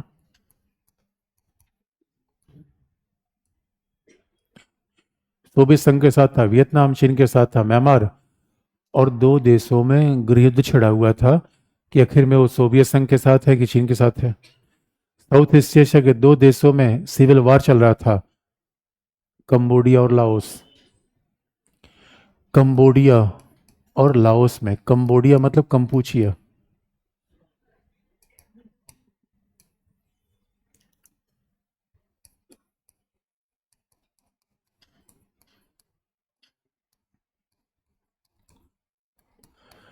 कंबोडिया और लाओस में गृह युद्ध की स्थिति थी, यानी लड़ाइयाँ हो रही थी, क्योंकि सोवियत संघ चाहता था कि हमारे साथ आ जाए और चीन चाहता था हमारे साथ आ जाए। यानी कमाल की बात है, समाजवादी खेमे में भी लोग आपस में भिड़ रहे थे। और एक ही देश इसके बाहर था, ब्रुनई। ब्रुनई को अंग्रेजों ने आज़ाद किया 85 में, इसलिए ब्रुनई का नाम अभी नहीं आता। 85 में अंग्रेजों ने आज़ादी दे दी तो ब्रुनई भी आसियान में आ गया। और आप देखते हो ब्रुनई का सुल्तान बड़ा अमीर आदमी है। ब्रुनई का सुल्तान दुनिया का एकमात्र ऐसा हेड ऑफ स्टेट है जो अपना एयरक्राफ्ट खुद ही चला के आता है। और एयरक्राफ्ट आधा सोने का ही बना हुआ है एयरक्राफ्ट। मोदी इसलिए उसको बहुत उसके अच्छे संबंध है मोदी के साथ। मोदी जी के साथ हर पैसे वाले आदमी के साथ अच्छे संबंध है भाई। सीधे बिजनेस करना है तो किसको आप साथ रखोगे? फुक्कड़ को लेकर क्या करोगे यार? इसलिए आप याद रखिएगा। और कंबोडिया में तो ऐसा कोलाहल हुआ था। कंबोडिया में दो गुट आ गए थे 78 में। चाइना ने वियतनाम पे हमला कर दिया, क्योंकि वियतनाम ने कंबोडिया पे हमला किया था। कंबोडिया में दो गुट आ गए, आपस में लड़ रहे थे। और तब तक हमारे यहाँ चौधरी चरण सिंह पीएम थे। अब लोकसभा में हंगामा चल रहा था, कंबोडिया कंबोडिया। चौधरी चरण सिंह पत्रकारों को दिख गए। पत्रकार, सर कंबोडिया के मामले पर आपकी क्या राय है? उनका, अरे कंबोडिया कौन है, आदमी है औरत है, बताओ तो पहले। अगले दिन न्यूज़पेपर में खबर छपी कि प्रधानमंत्री को यही नहीं पता है कंबोडिया आदमी है या औरत है। लेकिन मेरे बच्चों, ये कहानियां अतीत का विषय बन गई। न सोवियत संघ रहा, न चीन सोवियत संघ का झगड़ा रहा। आज तो रूस और चीन एक साथ मित्र बन गए। सीधी सी बात है। इसलिए आज ये सारे 10 देश, 9 इधर हो गए, एक ब्रुनई को मतलब 10, सारे 10 किसके भाग हैं? इसलिए आसियान ने लड़ झगड़ के सीख लिया कि लड़ने का कोई फायदा नहीं है। और वियतनाम, जो एक समय समाजवादी व्यवस्था का पोस्टर बॉय हुआ करता था, जब किसी को समाजवाद के नारे देने होते थे वियतनाम का नाम लेते थे। वियतनाम आज पूंजीवादी रास्ते पर है। वियतनाम तेजी से बढ़ता हुआ साउथ ईस्ट एशिया का देश है। लेकिन आज भी आप देखोगे साउथ ईस्ट एशिया में वो डिवीजन दिखता है। साउथ ईस्ट एशिया में वो डिवीजन दिखता है। जो पूंजीवादी खेमे में थे वो आगे बढ़े, जो समाजवाद के साथ था वो बेहाल हुआ। लाओस, कंपूचिया, आज भी यहीं से सारे जो हमारे यहाँ जो साइबर हैकिंग हो रही है, जो साइबर फ्रॉड हो रहा है, इनका ओरिजिन यहीं से है।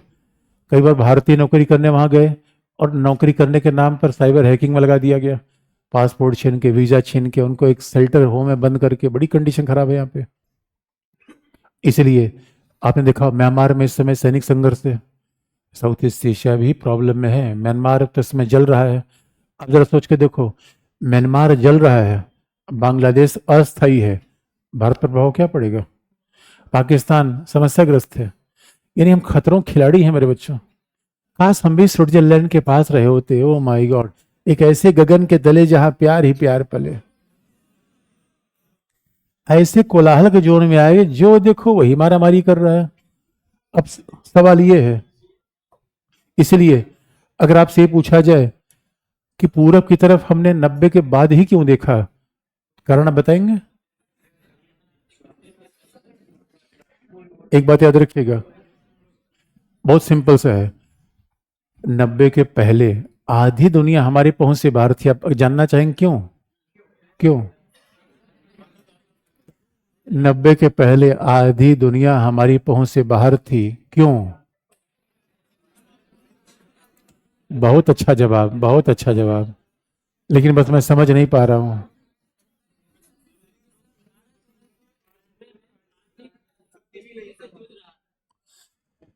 1991 के पहले अर्थव्यवस्था समाजवादी थी, इसलिए पूंजीवादी दरवाजा हमारे लिए, उन्हें सीधा कह दे, कुंडी मत खड़काओ भारत, बंद था रास्ता। Oh my God. इसीलिए वो सारे अमीर देश किसके साथ थे? अमेरिका के साथ। और हमने समाजवादी व्यवस्था अपनाकर क्या सोवियत संघ के साथ दोस्ती निभाई? हम तो डूबेंगे सनम। इसलिए पूरब की तरफ देखने का इसका उल्टा कारण अपना लो। नहीं देख पाए क्यों समाजवाद था? देखा क्यों? क्योंकि उदार वादा क्या, कारण यही है। नहीं देख पाए क्यों? क्योंकि अगर साउथ एशिया में झगड़ा होगा तो हम वियतनाम के साथ थे, और वियतनाम सोवियत संघ के साथ था। लेकिन 91 के बाद ये झगड़ा खत्म हो गया। अब south east Asia cold war की पॉलिटिक्स से बाहर आ गया। और Myanmar, oh my God, Myanmar के साथ हमारे बड़े अच्छे संबंध थे। ऊ नू, वहां के राष्ट्रपिता, वहां के नाम बड़े छोटे होते, ऊ नू सोंग।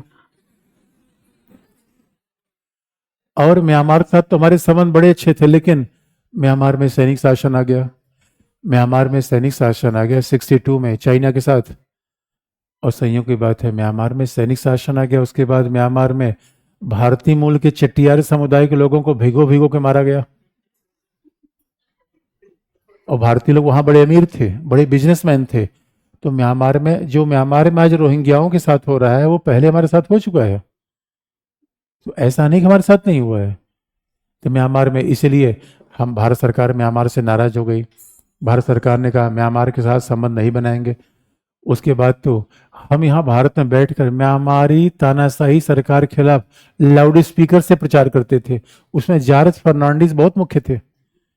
लेकिन ये भी मूर्खतापूर्ण काम था।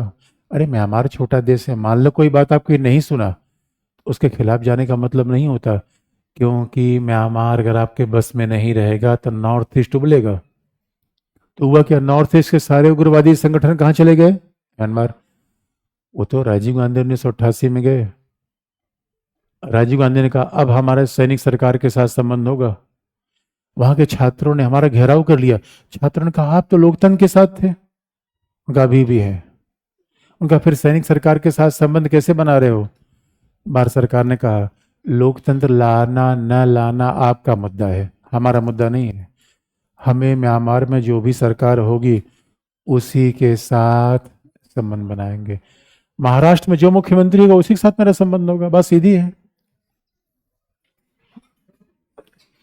जो हार गया वो मेरा दोस्त नहीं, और जो जीत गया मेरा दोस्त। इसलिए 88 में राजीव गांधी ने प्रैग्मेटिक नीति अपनाई। प्रैग्मेटिक, प्रैग्मेटिक का मतलब समझ रहे हो क्या? आपके दो दोस्त हैं, एक एक के साथ आपके विचार मिलते हैं, दूसरा बाइक लेकर आता है। विचार वाले के साथ जाओगे तो धूल फांकते हुए जाओ मुखर्जी नगर तक। बाइक वाले के साथ दोस्ती रहेगी, पीछे बैठ लो धंधरा के। किसके साथ दोस्ती, विचार वाले के साथ या बाइक वाले के साथ? प्रैग्मेटिक। दोनों ऑप्शन नहीं है, ऑप्शन एक है। लिखने की बात है हमारे बीच।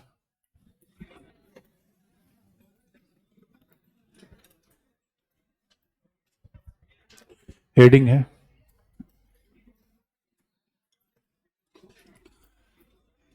पूर्व की ओर, हाँ हेडिंग है पूर्व की ओर ब्रैकेट में एक्ट ईस्ट, पूरब की ओर ब्रैकेट में, अरे लुक ईस्ट, पूरब की ओर छोड़ो, लुक ईस्ट ब्रैकेट में एक्ट ईस्ट के निर्माण के मूलाधार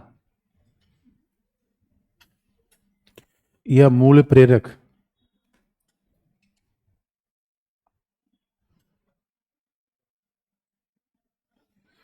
लुक ईस्ट या एक्ट ईस्ट के निर्माण के मूल प्रेरक या मूलाधार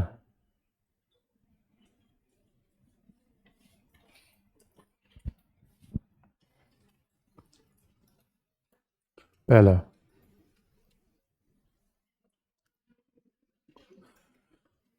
पूर्व के अंतर्गत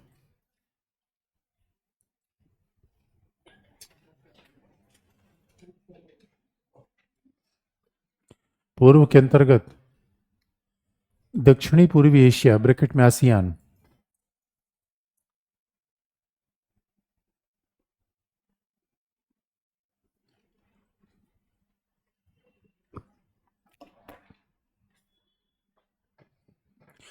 पूर्व के अंतर्गत दक्षिण पूर्वी एशिया ब्रैकेट में आसियान,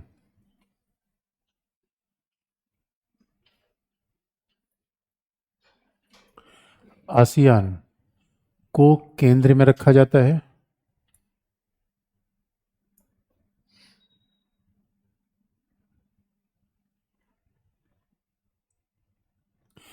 और उसके अतिरिक्त दक्षिण कोरिया, ऑस्ट्रेलिया, उसके अतिरिक्त दक्षिण कोरिया, ऑस्ट्रेलिया,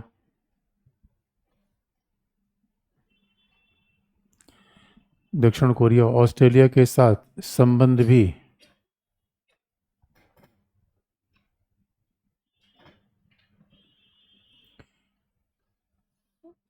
पूर्व की ओर देखो की नीति का ही हिस्सा है।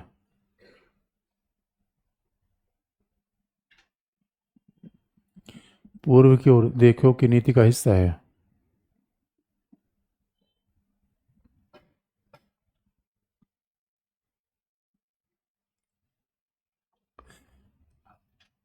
अगला पॉइंट, बाजार और व्यापार के वर्तमान दौर में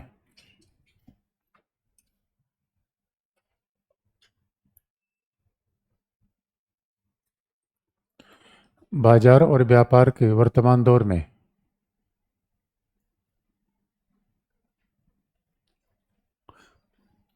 पूर्व पूर्व का आकर्षण स्वाभाविक है।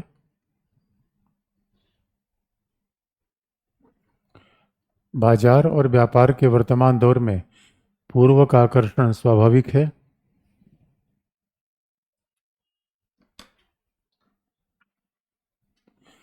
पूर्व का आकर्षण स्वाभाविक है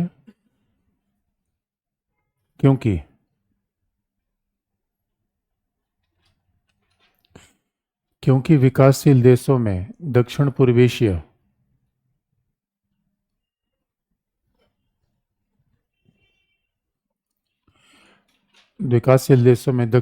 एशिया की प्रति व्यक्ति आय भारत से भी 3 गुना है।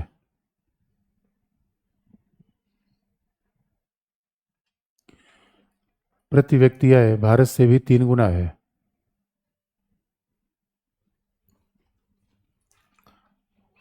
अतः यह आर्थिक समृद्धि का क्षेत्र है।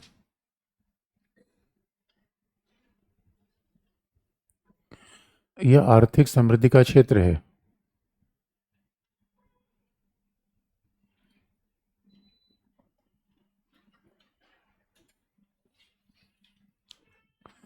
आर्थिक समृद्धि का क्षेत्र है। अच्छा, बात को ऐसे देख लीजिए, कभी भी कंपैरिजन हम कर सकते हैं। पूरे विकासशील, अगर दुनिया का समीकरण ऐसा बनाया जाए, अगर हमें पूरी दुनिया के साथ हमें संबंध रखने हैं, यूरोप अमेरिका की पर कैपिटा इनकम हाईएस्ट, उसमें सिंगापुर जैसे देश भी उस श्रेणी में आ जाते हैं।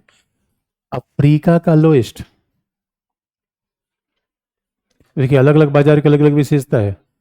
जहां पर कैपिटा इनकम हाईएस्ट है वहां पॉपुलेशन थोड़ा कम है, और जहां पर कैपिटा इनकम हाईएस्ट है वहां बाजार बहुत कॉम्पिटिटिव है, वहां पे मानक अलग अलग हैं। यूरोप के अलग अलग नखरे हैं। वो क्या कह देंगे, आपका दूध नहीं लेंगे, आपका दही नहीं लेंगे, आपकी मछली नहीं लेंगे, अलग अलग कारण उसके बता देंगे। तो आप कहेंगे मछली क्यों नहीं लेंगे, उनका छोटी जाल से मछली क्यों मारते हो, हम कमाल की बात करते हो यार। आप कहोगे दूध क्यों नहीं लोगे, उनका आपकी गाय गंदी जगहों पे टहलती रहती है, गाय को पहले एसी वाले कमरे में रखो। लो, यूरोप के नखरे बहुत ज्यादा है। अफ्रीका में नखरे तो कुछ है ही नहीं, अफ्रीका में तो अमूल दो लूट लेते हैं लोग। समस्या अफ्रीका में नहीं है, समस्या ये है कि वो खरीद ही नहीं पाते, पैसा ही नहीं है उनके पास। जो खरीद पाता है उसके लिए क्वालिटी का मैटर आता है, जो खरीदने चाहता है उसके जेब में पैसा नहीं है। बीच में आता है south east Asia, Latin America. Latin America है तो per capita income south east Asia Latin America के लगभग बराबर है। भारत की पर कैपिटा इनकम अफ्रीका से ऊपर है लेकिन इन दोनों से कम है। अच्छा, भारत के पर कैपिटा इनकम कम होने के कारण इतनी बड़ी जनसंख्या है। तो लैटिन अमेरिका और साउथ ईस्ट एशिया की पर कैपिटा इनकम तो बराबर है, लेकिन लैटिन अमेरिका जाने में लग जाता है 1 महीना। अब बताइए, अब अभी अभी लैटिन अमेरिका में कोई सम्मेलन हुआ था, किसका, G20 का। तो G20 के सम्मेलन में भारतीय प्रधानमंत्री किस एयर रूट से गए,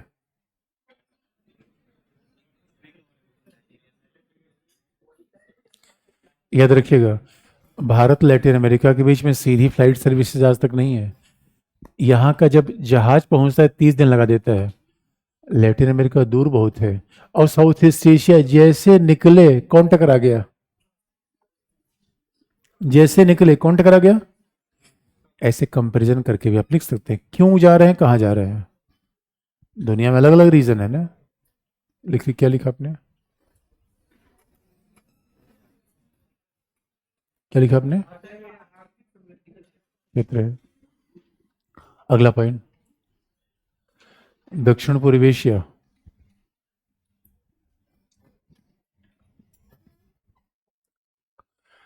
भारत का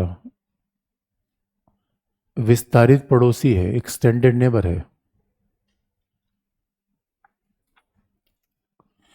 दक्षिण पूर्व एशिया भारत का विस्तारित पड़ोसी है, और सांस्कृतिक रूप में भारत से जुड़ा हुआ है।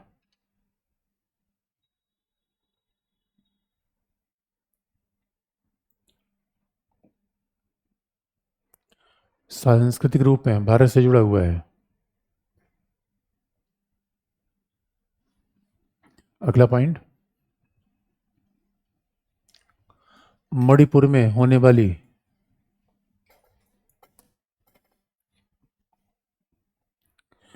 मणिपुर में होने वाली हिंसा, मणिपुर में होने वाली हिंसा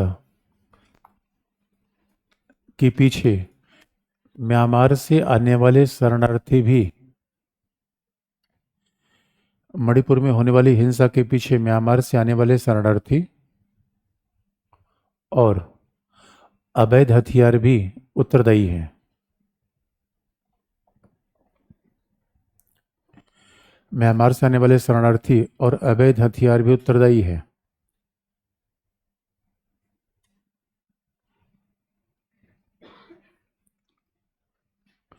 अतः पूर्वोत्तर राज्यों की सुरक्षा के लिए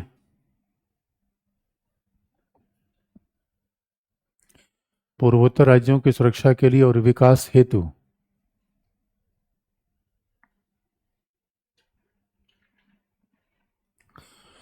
पूर्वोत्तर राज्यों की सुरक्षा के लिए विकास हेतु एक्ट ईस्ट आवश्यक है। सुरक्षा के लिए विकास हेतु एक्ट ईस्ट आवश्यक है। बाकी कल